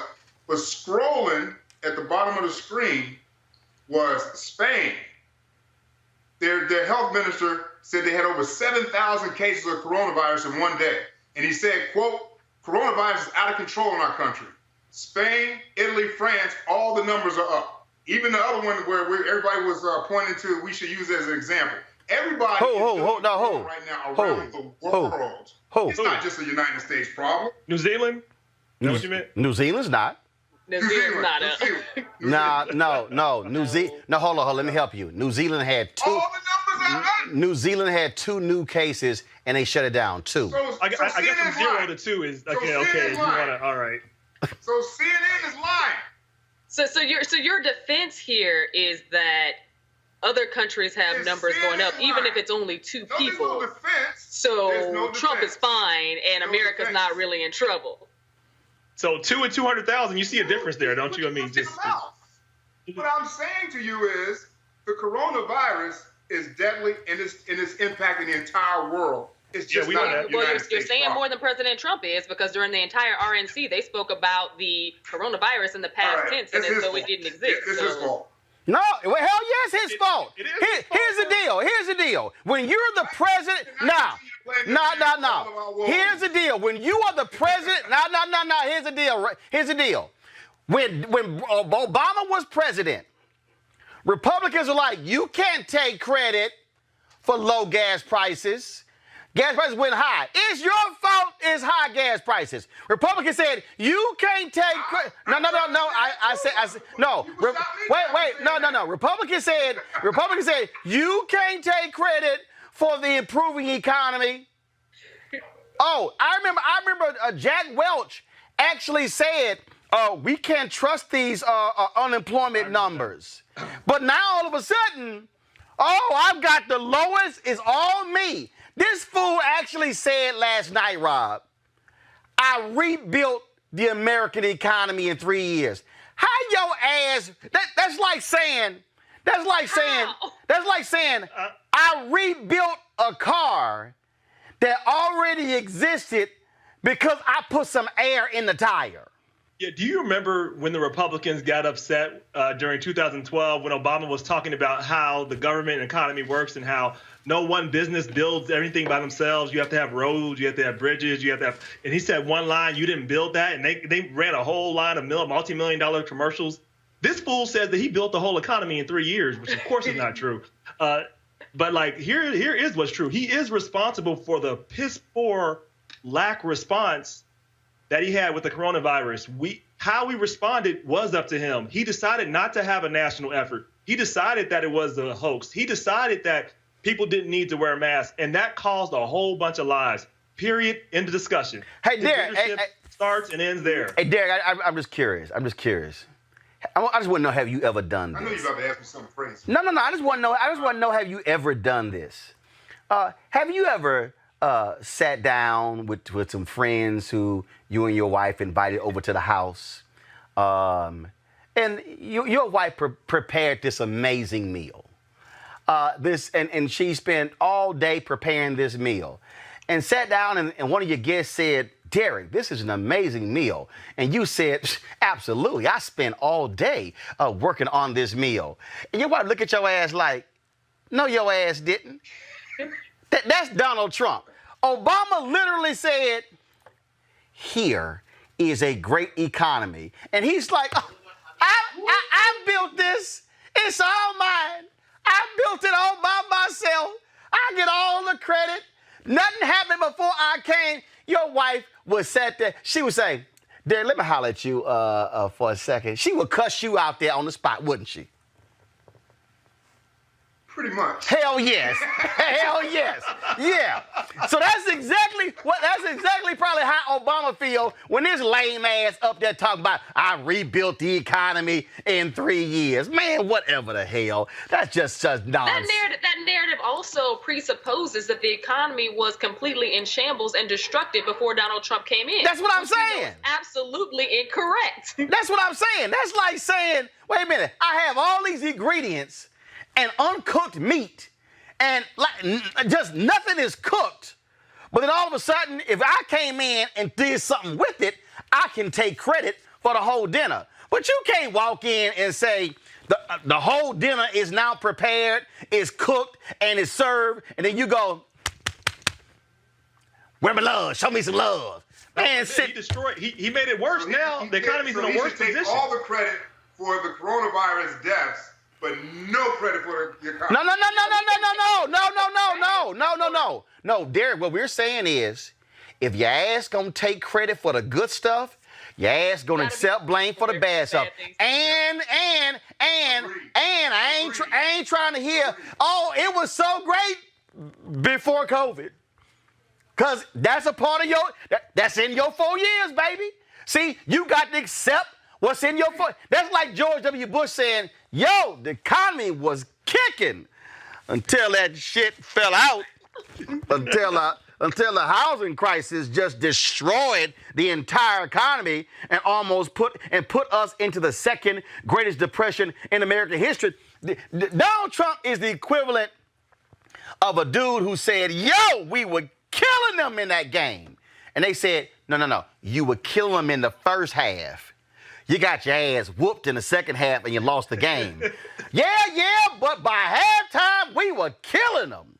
Yeah, I would say this about Trump, though. You cannot underestimate his ability to rally the troops, though. He knows how to. Oh, they don't care about lies. They don't care about lives. They don't care. They don't care about the economy. I mean, like he's able to get them to feel so good about whatever, about whiteness, about craziness, about whatever, about his bully lies that they will just buy into it. Derek, for 3 years, this man has lied, saying he signed the Choice Act for veterans. Dog, there's literally video of Obama signing it in 2014. The fool last night said he signed the Choice Act. And everybody stood and applause. It was in 2014, bruh. This man will lie. We will just lie about anything. And things that can easily be fact-checked extremely quickly because he knows that his base does not care about facts. He knows that his base doesn't care about truth. He knows that his base is going to be with him regardless. And I think that he also counts on Americans as just not being that smart because literally his speech was fact-checked in real time. He's not only making up dates and events, he's also creating stories out of nowhere in terms of his own progress. Yeah, and I think that, it gets frustrating after a while because you continue to see this. We saw it got him into the White House the first time. I would be scared to think that this exact same thing would get him into it a second time. Hey, Derek, you're an Omega, and so I've now found. You guys. Go ahead, Derek, go ahead. I was going to say conversely, you're saying that, he thinks that Americans are stupid. The same could be said for the Democrats. On what? And just that all black people are going to vote for me, period. Actually, if you start breaking down numbers, the reality is that was 96%, no, 93% of black women voted for Hillary Clinton in 2016. That's damn nearly all black people. Derek, it's just by the likelihood, just like the likelihood that the majority of white men are going to vote Republican. You know why? Because they always vote Republican. Right. I mean, right. I don't think of that as racist. Like, for instance, like if Donald Trump said, yo, the majority of white folks with me. Well, no Democrat has gotten higher than 40% of the white vote since 1964. So that's factually correct. So what's the problem? So Derek, we talked about this on one of your shows before, Roland, that, in 2016, that was the lowest turnout for black voters. No. There was the lowest turnout. No, in 2016. No. The lowest. 20 years. Right. Thank you very much. Now you had to correct yourself because the lowest turnout for black people when we couldn't vote. Yes. So that was a drop of 2.4%. In 2016, we're going to make sure there's no drop. All right, folks, back to our Roland Mark Unfiltered video in just one moment. As our community comes together to support the fight against racial injustice, I want to take a second to talk about one thing we can do to ensure our voices are heard. Not tomorrow, but now. Have your voices heard in terms of what kind of future we want by taking the 2020 census today at 2020census.gov? Now, folks, let me help you out. The census is a count of everyone living in the country. It happens once every 10 years. It is mandated by the U.S. Constitution. The thing that's important is that the census informs funding, billions of dollars, how they are spent in our communities every single year. I grew up in Clinton Park in Houston, Texas, and we wanted new parks and roads and a senior citizen center. Well, the census helps inform all of that and where funding goes. It also determines how many seats your state will get in the U.S. House of Representatives. Young black men and young children of color are historically undercounted, which means a potential loss of funding for services that helps our community. Folks, we have the power to change that. We have the power to help determine where hundreds of billions in federal funding go each year for the next 10 years. Funding that can impact our community, our neighborhoods, and our families and friends. Folks, responses are 100% confidential and can't be shared with your landlord, law enforcement, or any government agency. So please, take the 2020 census today. Shape your future. Start at 2020census.gov. Early January, Donald Trump is first warned of the virus. He ignores it. We have it totally under control. It's going to be just fine. Defends the Chinese government instead. January 30th, Trump's own cabinet secretary warns of a pandemic, raising concerns that the Chinese government isn't being transparent. Trump calls him an alarmist. We think we have it very well under control. We're working very closely with China and other countries, and we think it's going to have a very good ending for us. The next day, the Dow plummets 600 points. Desperate to protect the stock market from sliding further, Trump continues to deny the threat and praise the Chinese government. We're doing great in our country. China, I spoke with President Xi, and they're working very, very hard, and I think it's going to all work out fine. Looks like by April, you know, in theory, when it gets a little warmer, it miraculously goes away. But global cases more than double, spreading to over 24 countries. February 25th, one of the CDC's top experts, Nancy Messonnier, speaks out, warning it could soon become a full-scale pandemic. Disruption to everyday life may be severe. And I told my children that while I didn't think that they were at risk right now, we as a family need to be preparing for significant disruption of our lives. Mr. Trump was, quote, furious as he watched the stock market crash after her comments. Trump didn't want to upset the markets. So for the last 5 days of February, the Trump administration took to the airwaves to deny the truth. We have contained this, I won't say airtight, but pretty close to airtight. Thanks to the president and this team's aggressive containment efforts, this disease, as Dr. Schuchat said, is contained. February 27th, the market sees through the denials. The Dow continues to plunge, but Trump keeps up the false message. It will go away. Just stay calm. It will go away. I think we're going to get through it very well. April turns into May. The virus doesn't disappear. There is no miracle. The cases mount. The death toll grows. More than 33 million Americans lose their jobs to the pandemic. Unemployment reaches Great Depression-era levels. Donald Trump doesn't understand. We have an economic crisis because we have a public health crisis. And we have a public health crisis because he refused to act. Donald Trump didn't build a great economy. His failure to lead destroyed one.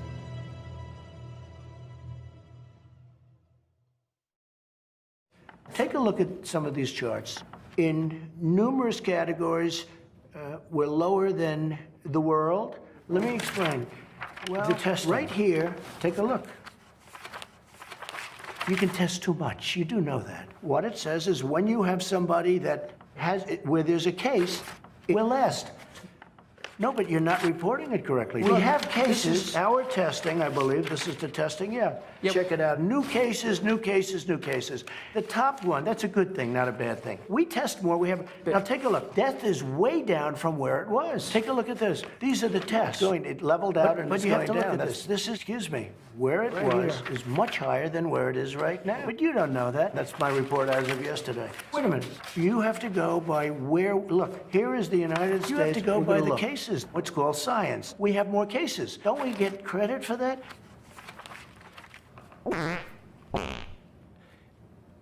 Well, we show more cases. They are dying. That's true. And it is what it is. Now it's going down again. And, you know, there are those that say the world is so very, just read the manuals, read the book. This one didn't reach my desk. It is midnight in Washington. The lights are finally going out in the Capitol after a long day in the impeachment trial of Donald J. Trump. You can't trust this president to do the right thing, not for 1 minute, not for one election, not for the sake of our country. You just can't. Bing, bing, bong, bong. He will not change, and you know it. History will not be kind to Donald Trump. I think we all know that, not because it will be written by never-Trumpers, but because whenever we have departed from the values of our nation, we have come to regret it. and that regret is written all over the pages of our history. If you find that the House has proved its case and still vote to acquit, your name will be tied to his with a cord of steel and for all of history. He has betrayed our national security. He has compromised our elections, and he will do so again. You will not change him. You cannot constrain him. Truth matters little to him. What's right matters even less, and decency matters not at all. We have proven Donald Trump guilty. Now do impartial justice and convict him.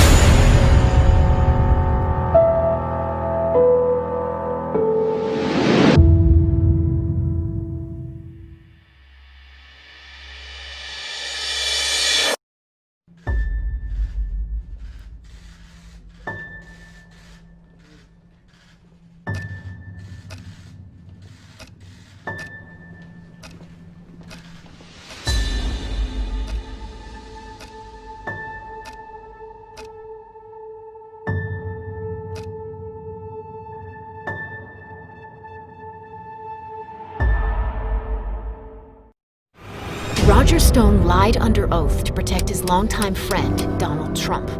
He was found guilty by a jury of his peers and sentenced to 3 years in prison. And Donald Trump gave him a get-out-of-jail-free card. The president will commute his sentence. In Donald Trump's America, a criminal who lies to protect Trump goes free. A war hero who testifies truthfully about Trump's conduct gets fired and smeared. This is Trump's law and order. This is Trump's banana republic. This is Trump's America.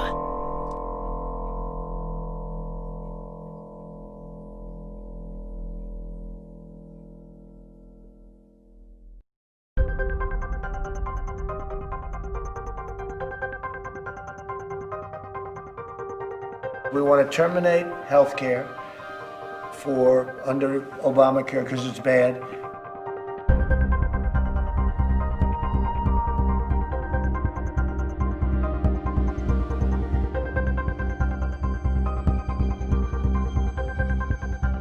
The House has already voted some 30 times to repeal or defund this law. I and many of my colleagues did as we promised and voted to repeal. We will and must repeal and replace Obamacare. A Centers for Disease Control estimate predicts the daily coronavirus death toll in the United States might hit 3,000 by early June.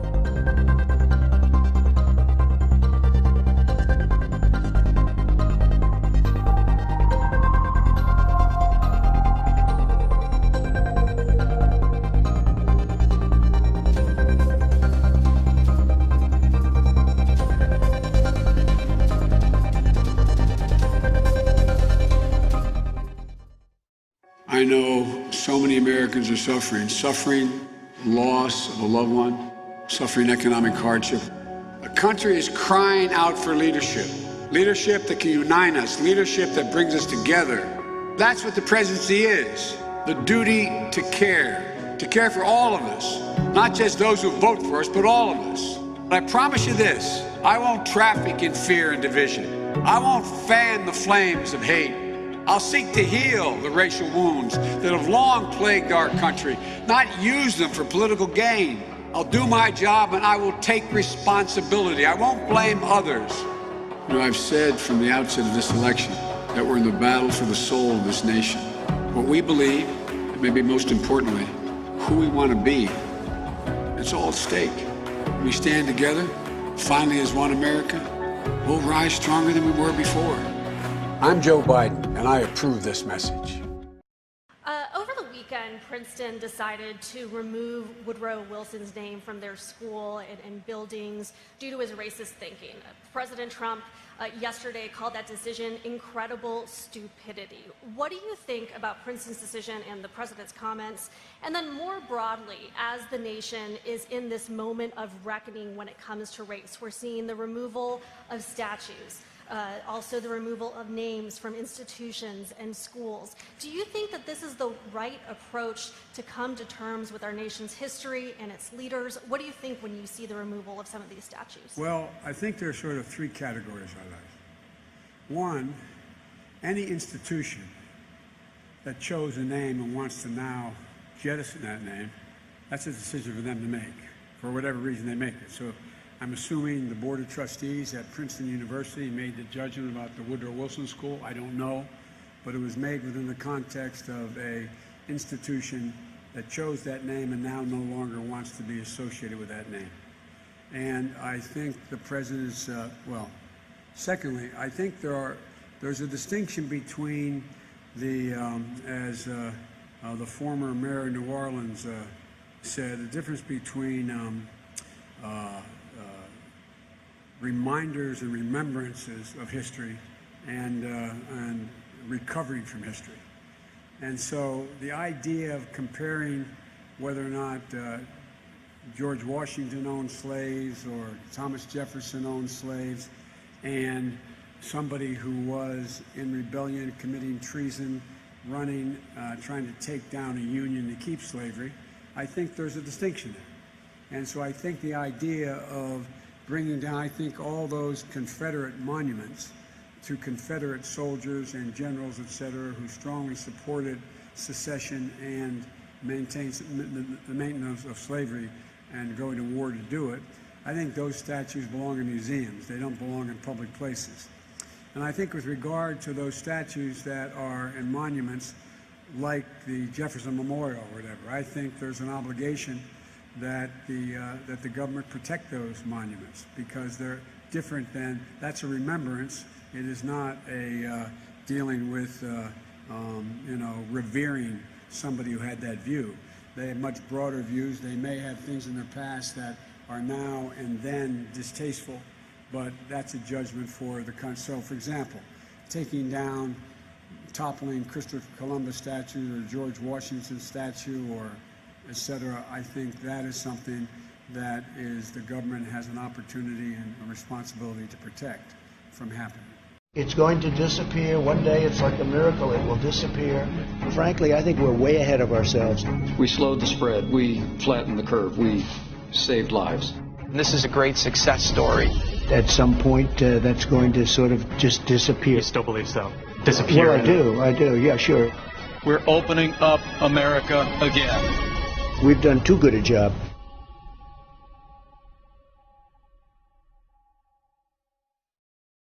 The national death toll surpasses 150,000. The CDC predicting the death toll could top 180,000. Researchers are now forecasting another 80,000 deaths in the U.S., or a total of more than 230,000. They are dying. That's true. It is what it is. More Americans have died from COVID-19 than were killed during the Vietnam War. The U.S. is now reporting more COVID-19 deaths than anywhere else in the world. It is what it is. The United States has become the first country in the world to record more than 2,000 coronavirus deaths in a single day. That's true. It is what it is.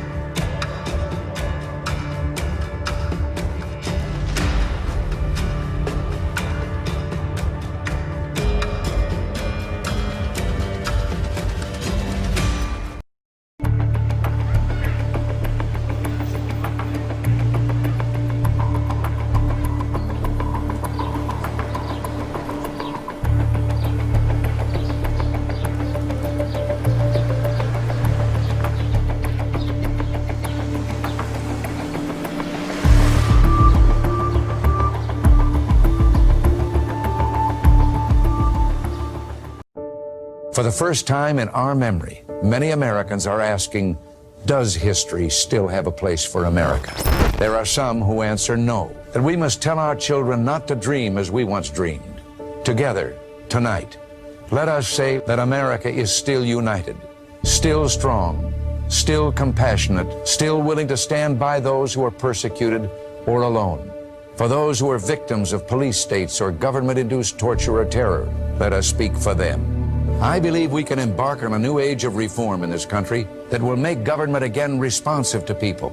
We can fight corruption while we work to bring into our government women and men of competence and high integrity. Tomorrow, you will be making a choice between different visions of the future. Are you more confident that our economy will create productive work for our society? Or are you less confident? Do you feel you can keep the job you have or gain a job if you don't have one? Are you pleased with the ability of young people to buy a home, of the elderly to live their remaining years in happiness, of our youngsters to take pride in the world we have built for them? Are you convinced that we have earned the respect of the world and our allies? Let us resolve tonight that young Americans will always find a city of hope in a country that is free. And let us resolve they will say of our day and of our generation that we did keep faith with our God, that we did act worthy of ourselves, that we did protect and pass on lovingly that shining city on a hill.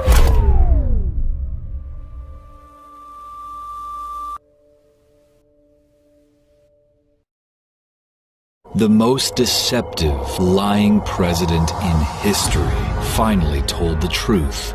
Somehow, it was more shocking than all his deceptions. When you do testing to that extent, you're going to find more people, you're going to find more cases.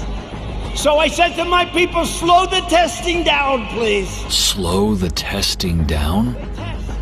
Slow down our chance to save tens of thousands of lives. Slow down our understanding of where COVID is and how it's spreading. Slow down the steps to reopen the economy. Every single expert told him to test more and test faster. And now, we know his response. Slow the testing down, please. That's why this November, more than ever, the choice is clear. It's America or Trump. Dear Donald Trump, just because your polls are down and you're losing to Joe Biden doesn't mean you get to kill our children or threaten our teachers in schools. There's going to be a funding problem because we're not going to fund, when they don't open their schools, we're not going to fund them. Or lie about the dangers of the coronavirus. I think that at some point that's going to sort of just disappear, I hope. Or co-opt and falsify critical virus data. Or blame China for your failings as a leader. The plague came in from China. They could have stopped it. They should have stopped it. I can name Kung Flu. Or get your ministers of propaganda to lie to the American public. It is being contained. And do you not think it's being contained? Or let your fake doctors break their oath to do no harm. He's been so attentive to the scientific literature and the details and the data. Or tell us the economy is strong when tens of millions of Americans can't pay their rent or mortgage. Or send your secret armies into American cities. Or beat peaceful protesters, mothers, and veterans. Or suppress the vote using Mitch McConnell and the Republican-controlled Senate. Or use Bill Barr to corrupt the Justice Department and free your convicted felon accomplices. The U.S. military are not your soldiers. The Justice Department are not your lawyers. The Center for Disease Control are not your doctors. You have corrupted everything you have touched since becoming president. You have been documented lying over 20,000 times. On November 3rd, America admits its greatest mistake. On November 3rd, America evicts the most disgusting family ever to live in the White House. On November 3rd, America fires Donald Trump.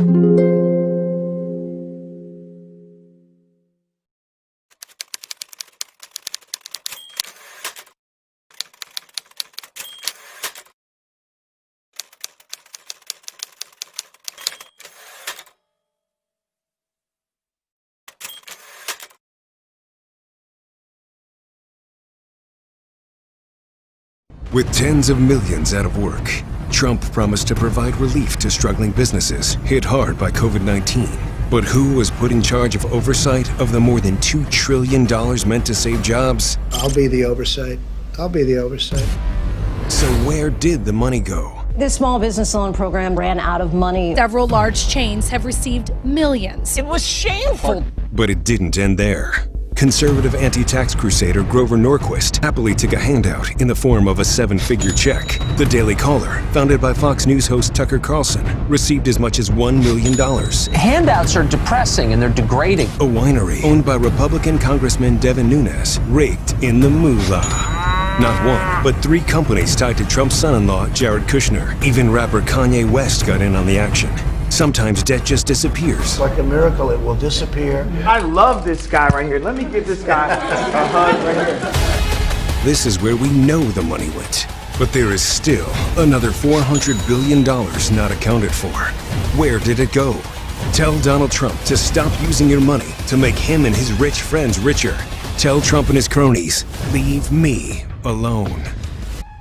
Midas Touch is responsible for the content of this advertising.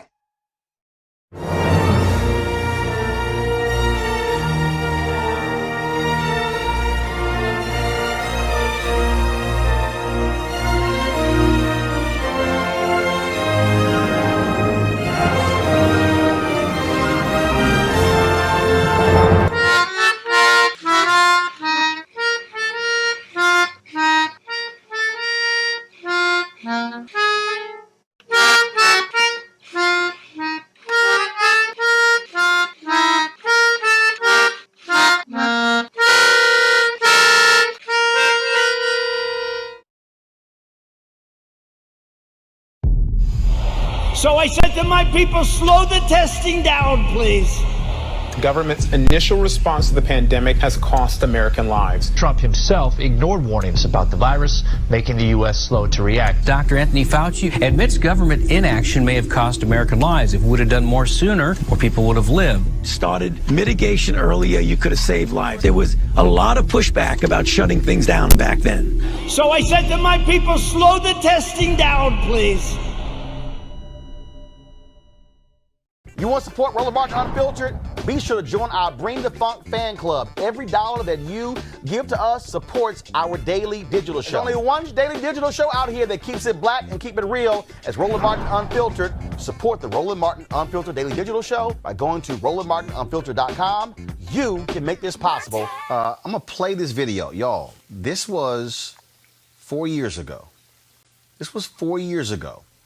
And I want you to listen to what I said 4 years ago, shortly after these idiots put Donald Trump in the White House.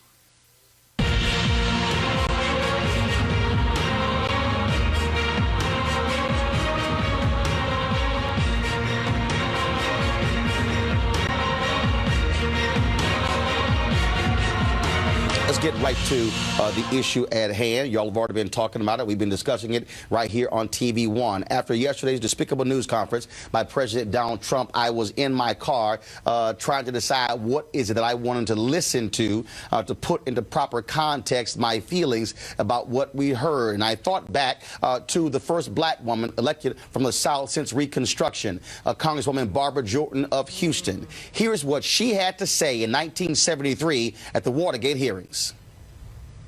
Earlier today, we heard the beginning of the preamble to the Constitution of the United States. We the people. It's a very eloquent beginning.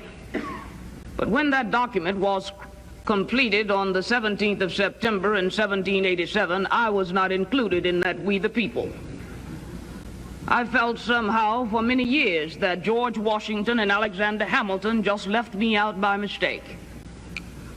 But through the process of amendment, interpretation, and court decision, I have finally been included in we the people. Today, I am an inquisitor, and hyperbole would not be fictional and would not overstate the solemnness that I feel right now. My faith in the Constitution is whole, it is complete, and I am not going to sit here and be an idle spectator to the diminution, the subversion, the destruction of the Constitution. Sybil, just like Congresswoman Barbara Jordan, I will not be an idle spectator for a white supremacist sitting in the White House. I will not be an idle spectator to see Donald Trump walk in the footsteps of Republican Herbert Hoover, who led the Lily White movement when he was president from 1929 to 1933. I will not sit idly by to see Donald Trump act like Democrat Woodrow Wilson, one of the most violent racists we've ever had served in the office of the president. The fact of the matter is, yesterday's news conference was shameful. It was despicable. It was him giving the middle finger to black people, to Jews, to Hispanics, to Asians, to women, to white people of conscience. This is a president who has no shame. He is an immoral leader. Now, I know some people out there will say, well, he was elected. But yes, but guess what? Wilson was elected. So was Hoover was elected, and other races who have served in that particular White House. What this man has done by aligning himself with neo-Nazis and with white supremacists is shameful and should not go unchecked. But it's not just a question of going unchecked. We must do more than simply tweet and comment on Facebook. This is a challenge. This is a declaration of war. Tom, for 398 years, black folks have been fighting this country to ensure that it lives up to its ideals. For 398 years, we made it perfectly clear we're not going to sit idly by and allow ourselves to be embarrassed and run over and shamed by white supremacists. This is the 190th anniversary of the first black newspaper, Freedom's Journal, which was founded in March 1827. In their lead editorial, they wrote, "We wish to plead our own cause. Too long have others spoken for us." This is a moment where we don't need anybody else to speak for us. We can speak with clarity and with precision as to exactly what is required of us. And what this requires, it requires alphas and kappas and omegas and sigmas, iotas, AKAs, deltas, zetas, sigma gamma rho, the links. It requires the Prince Hall Masons. It requires me, phi, me. It requires people of conscience to stand up, whether you are bougie, whether you are grassroots, whether you are, no matter where you are, it requires black people and other people of conscience to say we are going to oppose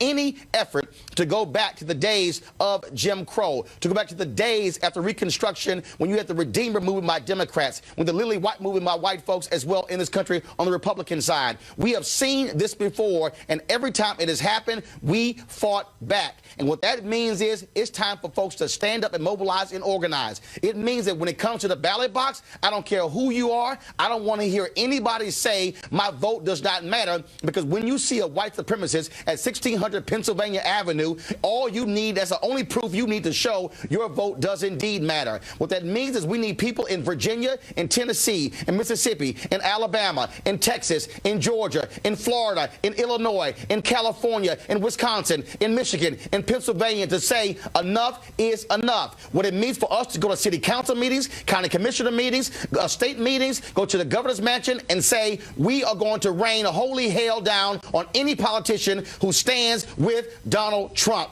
If you think we are playing, you're wrong. The previous generation, the baby boomers, they stood up. Our grandmothers and grandfathers stood up. Our mothers and fathers stood up. It is time for Gen X and Gen Y and millennial generation to stand up and say we are going to take this fight on and go after anybody who stands in our path. I will not stand idly by and listen to Donald Trump anymore. I will not listen to a man who is an immoral leader. I will not listen to anybody, whether they are black Republican, who agrees with him, who voted for him, who continues to apologize for him. And you will be name-checked, you will be embarrassed, and you will not be invited to anything that involves black people. It is time for us to call people out. It is time for us to realize that we cannot wait. In 2018, we're going to commemorate the 50th anniversary of Dr. King being assassinated. We're going to focus on the 50th anniversary of the Kerner Commission's report on the race riots in 1967. Do understand this as a moment where people are going to have to decide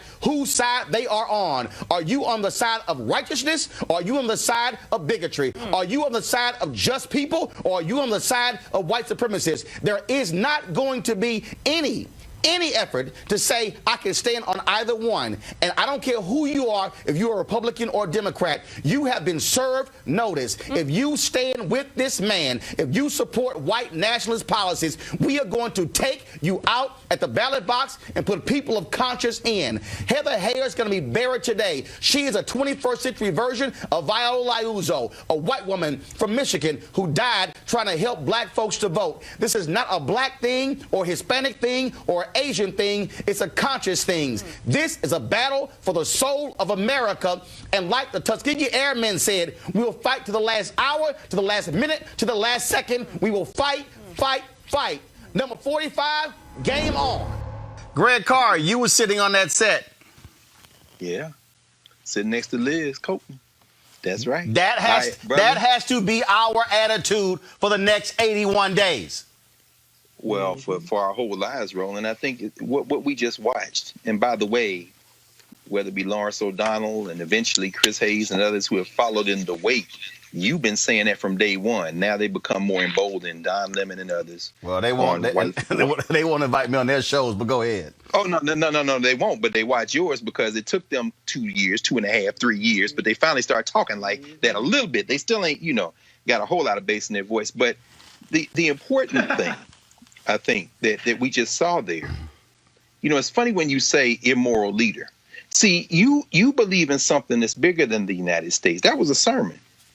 And I think that is the one thing that you and I and Reese and Erica and our people have in common with Larry Kudlow. We have faith, but our faith, and I love Barbara Jordan. I mean, brilliant orator. When Barbara Jordan said her faith in the Constitution is perfect, I appreciate that.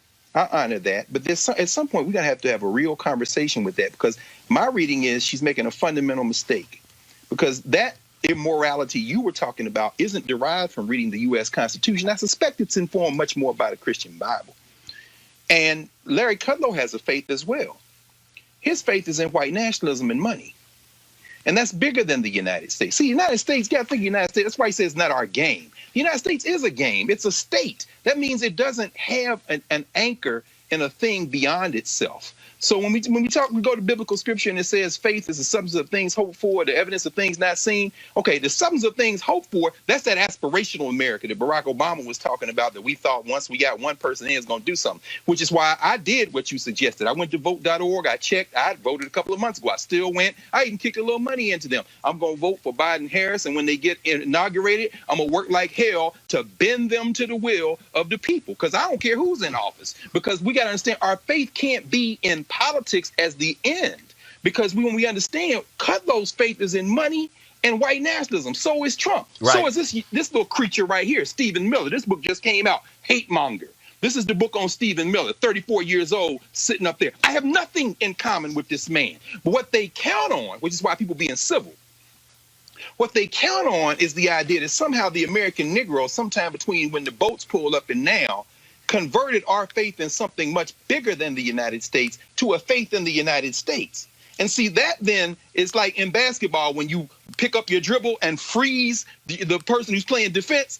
They think they can freeze us by continuing to say, well, you have to subpoena us and then you have to come and appeal to the court. Meanwhile, they understand they don't give a damn about none of that. Their faith is in something else. Now, what they don't understand finally about us is that our faith was always in something else too. So even though Barbara Jordan can say her faith in the Constitution is perfect, trust me, her mom and them, her family and them, their faith was in something bigger than that. And woe be the day, white nationalists, when you wreck your little experiment, because you're going to find out that we never believed in the United States as the end all and be all. And once we become clear that you don't believe in it, we might actually make some progress, because we just tear this whole damn thing down. And that really is what we're talking about, because we are dealing with a man who will flout the law, who does not care. For all of Barack Obama's cautiousness, his patience, his sense of decency and respect, this man has said, I don't give a damn about any of that. And the white folks who are supporting him, and those few Latinos and those few black people and the rest of them, what they are saying is, we got no problem with the thug in chief. See, that's why after the next 82 days, I don't want to hear a damn thing for none of them. None of them. See, I don't want to hear Newt Gingrich talking trash about Senator Kamala Harris. I don't want to hear Newt Gingrich, who actually, let me just pull up, because I just want y'all to understand what we're dealing with here. Because when you're dealing with these thugs who have no sense of decency, when you're dealing with that idiot Jerry Falwell Jr., who they had to replace because he was just so pathetic, so-called Christian university. This is what Newt Gingrich tweeted on yesterday. Kamala Harris is such an aggressive personality that she will quickly join Pelosi and Schumer in dominating Biden. As Biden grows weaker and weaker, the election will focus on Harris's radical left positions and her ruthless use of government power to impose radical values. Nobody. Well, actually, I'm going to take one line from Greg. See, Gingrich can speak about being ruthless and using government power because that's what that thug did. That's what he did when he took out Jim Wright. That's what that thug did. And see, you want to talk about Senator Kamala Harris' aggressive personality? How aggressive can you be when your wife is sick and you cheating on her and you ask her for a divorce from the hospital bed? Oh, yeah, I went there. Because, see, I'm not going to hear a lecture from any of these fraudulent individuals. Damn you, Franklin Graham. Damn you, Ralph Reed. Damn you, Robert Jeffers. Damn you, all of you fake Paula White, you too. Damn all of you fake Christians who say nothing about this immoral man. You say nothing about his birther wife who has yet to apologize to Michelle Obama and Barack Obama for her birtherism. And now, all of a sudden, now, y'all want to bring up birtherism again. You had some fool who got beaten by Kamala Harris who writes a piece in Newsweek trying to somehow suggest, is she actually an American? Is she legitimate? Can she be on the ticket? And then the folks at Newsweek want to sit here and say, oh, y'all got this whole thing wrong. Why we ran it? Hell no, you ran. That's why we not going to read you. What I'm trying to get all y'all to understand, I said this means war. And let me tell y'all something. I remember getting a phone call from the CEO of TV One. Oh, just, I mean, what are you doing? And then the president of the network, what are you doing? I said, damn it, I'm laying down a marker. Right. Because I needed them to understand that you can't be black media. You can't be black-owned media and be scared. Preach, Roland. You can't. Where do we go from here, chaos or community? Dr. King said there are 4 institutions that are prime position to lead black folks to liberation. He said the black church, the black press, Negro fraternities and sororities, and black professional organizations. He specifically said the black press must maintain its militancy and not fall to the conservative.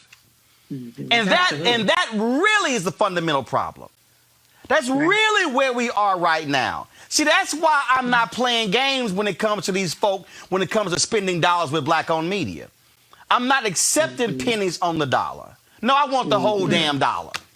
Come on. And so at some point, this is the moment when black folks have got this generation. Reese, this generation has got to have the damn courage that they mamas and daddies and grandmothers and grandfathers had. Otherwise, these folk will run over us if we don't. Yep. Listen, Roland, I have stomped a hole in anybody that has come for Kamala Harris, Democrat or Republican. I went to war with Chris Dodd, Ed Rendell, David Axelrod. I am never scared. And if I could go to war with Democrats and rip their ass apart, you can better believe when it comes to these Republicans, I'm about to tap that ass for the next 80 days and however long it takes to get these motherfuckers out of office. And so we have to stop with the civility. We have to stop with the mincing words. We have to stop with kowtowing and the buck dancing and being afraid to call it what it is. That same energy that people have and going against the black folks, the people like the CBC members or Senator Kamala Harris, who's making history now, take that energy towards Mitch McConnell. Take that energy towards Donald Trump. Take that energy towards the Postmaster General. We have the ability to get outraged. We have the ability to go to war. But unfortunately, we spend so much time going to war with the people that we need to be joining arms with, at least for the next 83 days. Whatever problem you have or whoever the hell you have a problem with in the Democratic Party, you got to set that aside because these Republicans are ruthless and we have to be even more ruthless. We have to ruffle even more feathers. We have to shake the table like we haven't shaken it before. We got to take the energy towards those who will keep their foot on our necks. And if we do not win in November, we are done. We are done. And I know Dr. Carr says that this, you know, he's fine to see this American experiment kind of go a certain way. I don't have that kind of faith, Dr. Carr, about what's on the other side of that. So for me, I'm trying to see us get back to where we need to get to and make sure that we take out the people that need to be taken out, and that's Donald Trump and all his cronies. And Erica, here's the deal. That's right. I got white folks who watch the show who actually sent money in. I need them to have the same courage. There's a reason in that commentary I mentioned Viola Liuzzo. There's a reason I can mention James Reed. There's a reason, because there were white folks who died during the Black Freedom Movement. And we've seen white folks of courage out in these streets dealing with Black Lives Matter. But this is the moment where, like I keep saying, this can't be close. This election cannot be close. Donald Trump and the Republican Party, they already plan to sue. Already. No. You got to beat his ass by 500,000 votes in Florida and in Texas and in Georgia. You got to beat him by 500,000. Like my man said in Remember the Titans, Herman, leave no doubt. That's right. That's right. And, you know, honestly, what you and Reese said, I mean, it's time to pass the collection plate. Listen, this is war, right? Roland has said it, Reese has laid it out, and I'm sure Dr. Carr is going to really kind of put the icing on the cake. But this is war. And for the amount of time, and I have to continue to go back to this because, honestly, it's a case against the simples and about it. If you are a simple person, then a simple person would be more relegated to kind of having these arguments and comments in social media, talking about things that don't have any type of bearing over your liberties and over the semblance of freedom that we do have remaining. This is a time to focus. And so, again, what Reese talked about is all of that energy that people put towards biting and talking about the 55, I believe it is, members of the Congressional Black Caucus. People talk about folks that are doing the unsexy behind-the-scenes work as legislators to ensure that there is a voice at the table that is representative of Black folks, their constituencies, working class, poor, rural, all of that, to actually put that energy into, as we've been talking about for quite some time here on Roland Martin Unfiltered, get your voting plan together. Because, see, what you're not going to hear in the birther conversation is Raphael Edward Cruz, a.k.a. Ted Cruz, who was born in Canada, okay, whose father actually claimed political asylum here in the United States from Cuba. You're not going to hear about the late John McCain that was born in Panama, but you will hear it around Black-facing folks. So honestly, people need to step away from the conversation, calling into question who Kamala Harris is. She's a Black woman, damn it. She has led on the executive level. Anything you need to know about comprehensively around Senator Kamala Harris, go see Reese, go to her Twitter page. She has a few threads that comprehensively lay out these really simple conversations where people are trying to wax poetic about what they don't know about. Listen, if you want to have some semblance of what remains of this democracy come November 4th, get your voting plan together. Shut the hell up with the silly, simple talk that gets you nowhere, that does not get us closer to actually having a national strategy, to actually paving the way into making some real inroads around these different crises that we have going on, as we saw in the Biden-Harris press conference this afternoon, and get ready to vote, period. Greg, Greg, and I really need people listening to understand. First of all, we got right now. We got, you know, it's we about to hit 7,000 on YouTube. We almost got 2,000 on Facebook. But here's the deal, and I did an interview earlier today. The big problem we also facing with right now, and just y'all, for those of y'all who got kids watching, I'm giving you a warning in advance. The fundamental problem is we're being fed too much bullshit from Black media. Oh, God. Oh, God. We're being fed games. We've been fed music and gossip. Y'all need to understand. Look, we ain't playing here. Greg, this thing for me, when I say it's war, I'm 51. I'll be 52 in November. I'm not approaching this election about me. This is about my nieces and nephews. This is about their unborn children. That's what this is about. And let me also be clear, Greg, and I want you to speak to this here. I need everybody to understand, when I say hashtag fire Trump in November, Roland is not saying I'm going to give the Democratic Party and Joe Biden and Kamala Harris easy. No. I'm not giving them runway. No. Yeah. I need y'all to understand. I plan on holding them accountable to issues. And y'all can go check my record. Go pull the Essence article that ran in January 2009. Go pull what I said. Go pull what I wrote in my book. The first, President Barack Obama's road to the White House, as originally reported by Roland S. Martin. Go pull the 4 years of Washington Watch and the 4 years of News One Now. When I was sitting here holding them accountable, there's a reason I did not get an exit interview. So I need y'all to understand, this ain't about, oh, you being a Democrat. No, what this is about is the fact that if that man, Trump and Pence, two of the most evil folks you ever seen, they will control appointing half of all federal judges in America. They've already appointed 203. There are only 800 or so. They get 4 more years. They're going to hit 500. Easy. This is about them rolling back environmental protection, rolling back civil rights. The man has already said this, white folks in suburbia, oh, I ain't letting no low-income folk come out here. He ain't got no housing plan.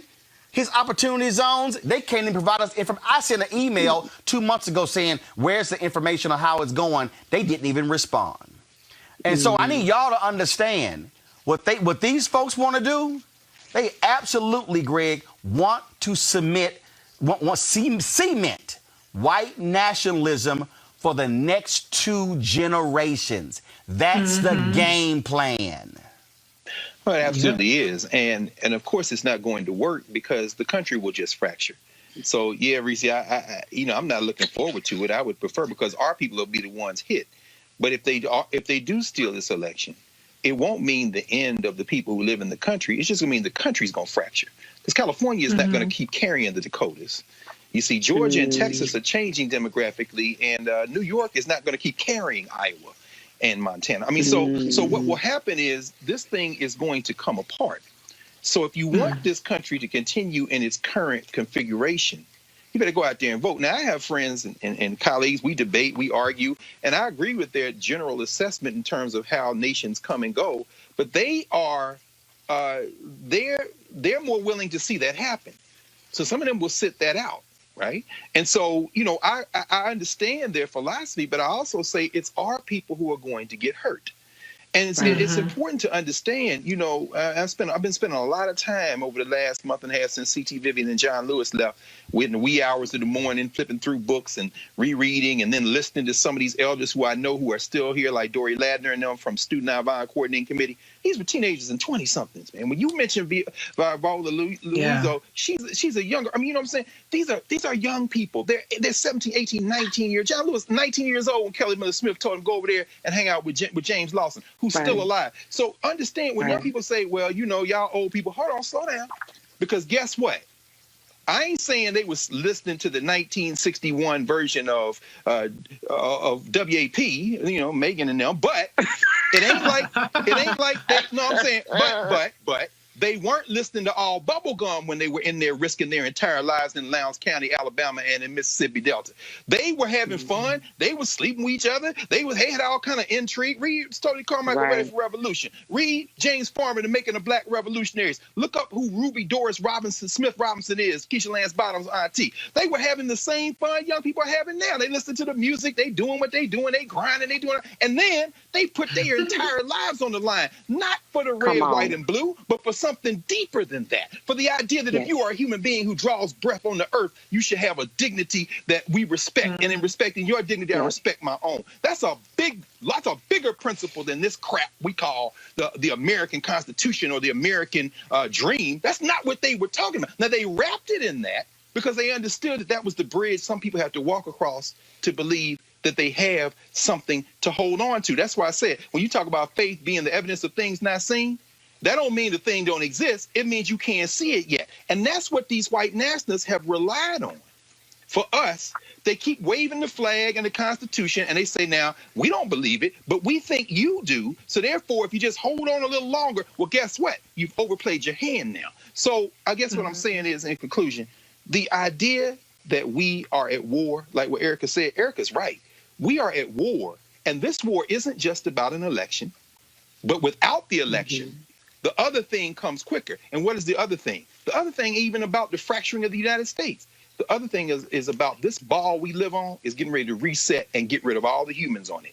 That's the that's the rollback of environmental regulations. Yep. When you see this cotton candy melting, brain-addled, riddled clown stumble his increasingly obtuse ass over into Europe and say United States is withdrawing from the Paris climate accords. Those accords weren't even the thing. They were a gesture toward the thing. But guess what? If you get another 4 years of them, you ain't got to worry about what your politics are. And you talk about we can't breathe. Guess what? Can't nobody breathe. Because these devils right here getting ready to blow it up. And the earth is going to be like, we're tired of the species now. Y'all should have contained that 500 years ago. But your cousins that came out of Western Eurasia and messed this thing up, now everybody got to pay the bill. So when you see this little punk mayor, like this little town, oh, Roland, I can't think of the guy's name. In Virginia, they called Kamala Harris, Aunt Jemima today. I mean, you all are so damn racist that you can't see what these young people in Mississippi and Alabama in the 1960s, people like John Lewis and Dory Ladner and Joyce Ladner and their little bit older mentors like Medgar Wiley Evers, you can't see what they see. We gonna save ourselves if we can, and if it means saving you too, then we gonna save you too. But please don't mistake that from we value your life more than ours. Please don't mistake it for that. So you young people talking about y'all ain't gonna vote, just go on vote.org, see if you registered, if you're not registered, and go on pull the lever for Biden and Harris. And that's coming from somebody who doesn't believe that's the ultimate goal, but that's a weapon. And Erica done told y'all we are at war. So pull that lever, and once they get in there, you tell them, now I want Medicare for all. I don't care whether you believe it in or not. I'm going to get everybody out here, and if you don't like it, I'm going to primary you like my man Jamal Bowman did and got rid of Elliot Ingalls. I'm going to primary you like Cori Bush did in St. Louis and got rid of Clay. I mean, look, we ain't got to agree, but get them in the office first. Please. That's the, in fact, I should say this, Roland. I know I went on for a while, but last night you talked about Shirley Chisholm. I was watching because I spent a lot of time rereading this stuff. In the lead up to the meeting in 1972 in Gary, Indiana, Shirley Chisholm didn't go to the Gary convention.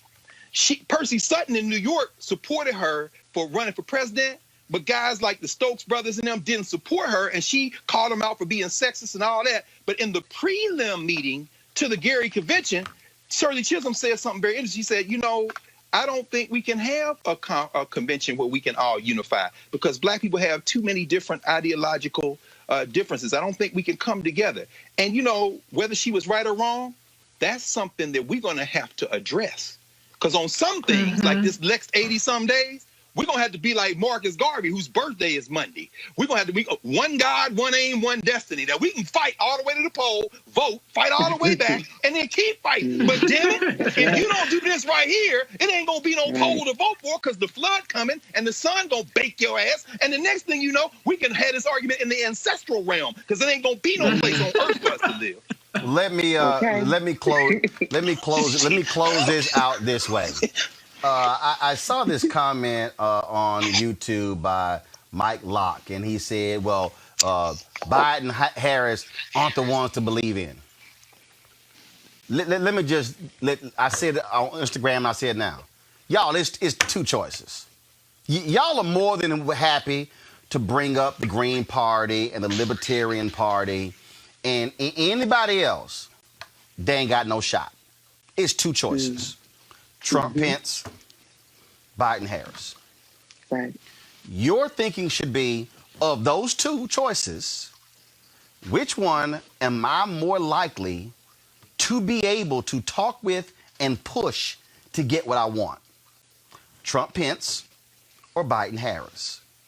That's right. This is not saying, oh, I'm in love with Trump, Pence, and Biden, Harris. Exactly. This is not about I'm good with Trump, Pence, and Biden, Harris. What this is about is Who am I likely to see in voter suppression? Trump, Pence, or Biden, Harris? Who am I likely to see support police consent decrees? Trump, Pence, or Biden, Harris? Who am I more likely to see with a housing plan to increase black home ownership? Trump, Pence, Biden, Harris. Who am I more likely to see put in their budget funds to deal with black women and the troubling issue of having children? Trump, Pence. That's right. The so-called pro-lifers and Biden, Harris. Who am I more likely to see reinstate the Obama-era law that protected black people from auto discrimination?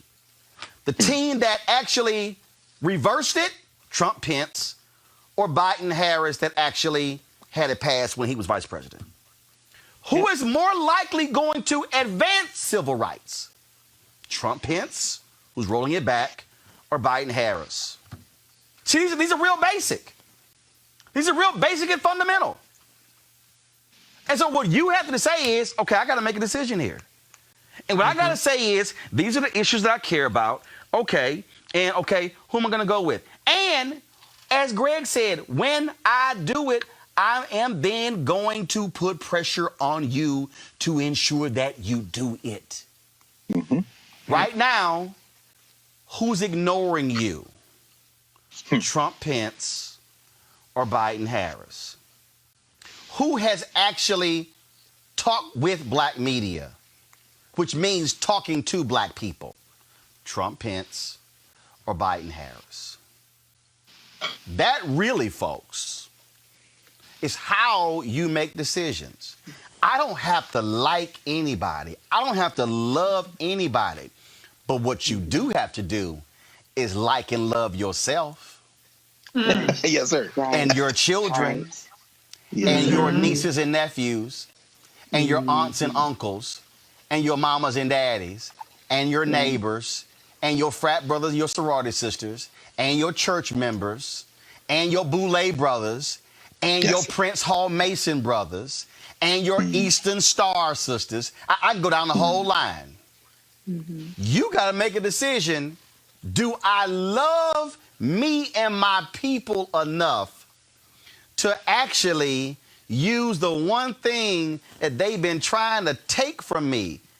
And if they have worked that hard to take your vote, y'all realize Desmond and Sheena Meade spent 10 years trying to get Amendment 4 on the ballot and approved in Florida? Y'all, 10 years. And when they did, Florida Republicans changed the law to make it harder to get ballot initiatives. They were fine with Republican ballot initiatives, but they made it harder after those black folks with the Florida Rights Restoration Coalition aligned with white people in Florida and Latino people in Florida and Asian people in Florida, and that sucker passed more than 65%. The Republicans like, no, hell no, we gonna make this even more difficult. Y'all, it took them 10 years. And they are still fighting it. So you gotta vote. You gotta say, who's with that amendment? Trump, Pence, Biden, Harris. That's right. That's what you gotta decide. And then what you gotta do in this COVID world, I need every single one of y'all to do this here. I need every single, y'all, it's 6,785 of y'all watching right now on YouTube. It's 1,400 watching on Facebook. It's 128 watching on Periscope. I need every single one of you. So that right there, y'all, is 81. That's 8,200. If every single person watches, and if every single person says, watching, I am going to reach out to 10 people, minimum. That means just the people. I need y'all. Y'all, I need y'all to listen to what I'm about to say. See, I love it when God just drops it. There are 8,200 people watching this show live. If every person watching this show reaches out to 10 people who are not registered to vote, just the people watching this show will reach more people than was the winning vote margin for Donald Trump in 2016. 8,200 people times 10 is 82,000. Donald Trump won by 78,000 votes. So just everybody watching, you could, if everybody does 10, you could actually get more people registered than the actual vote, the margin of victory for Trump in 2016. All I'm asking you to do is reach 10. That's all. Every one of y'all know at least 10 people. That's all I'm saying. You can't, and let me be clear, you cannot be in a war if there are no troops to fight the battle. That's right. You can't keep asking for generals to come up with the game plan, the battle plan, to then rally the troops if ain't no troops. That's why we all got to be in this thing. And it's the same reason why, look, y'all got to tell, I need all y'all tell them, watch this show. Tell them folks, stop watching mess. Turn them damn reality shows off you see on OWN and VH1 and TV1 and all them damn networks. All they are doing are feeding us nonsense every single day. I don't care. I don't watch, I don't allow that bullshit in my house because if it ain't feeding this, it's two things. It's two things, y'all. Fertile minds will grow, or if you infect fertile minds with weeds, it will destroy the soil. Yes. That's why we do what we do. All right, folks, back to our Roland Martin Unfiltered video in just one moment. It's 6:40.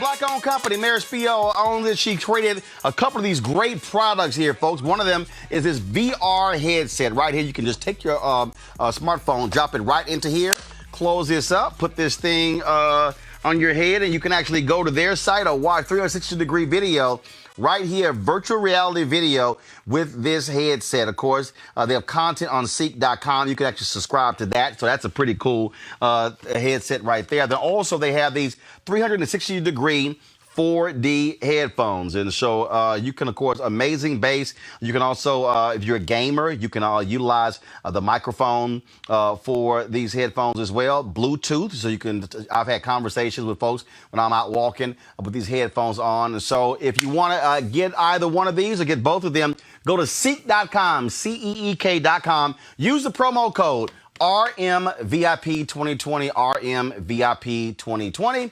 And so that is Seek.com. It's time to be smart.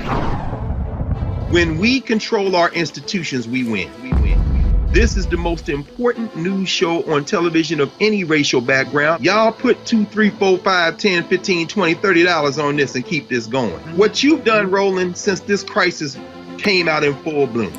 Anybody watching this, tell your friends. Go back and look at the last 2 weeks, especially of Roland Martin Unfiltered. I mean, hell, go back and look at the last 2 days. You've had sitting United States senators today, Klobuchar and Harris. Whatever you have that you can bring to Roland Martin Unfiltered to support it, please do, because this information may literally save your life. Watch Roland Martin Unfiltered daily at 6 p.m. Eastern on YouTube, Facebook, or Periscope, or go to RolandMartinUnfiltered.com. Support.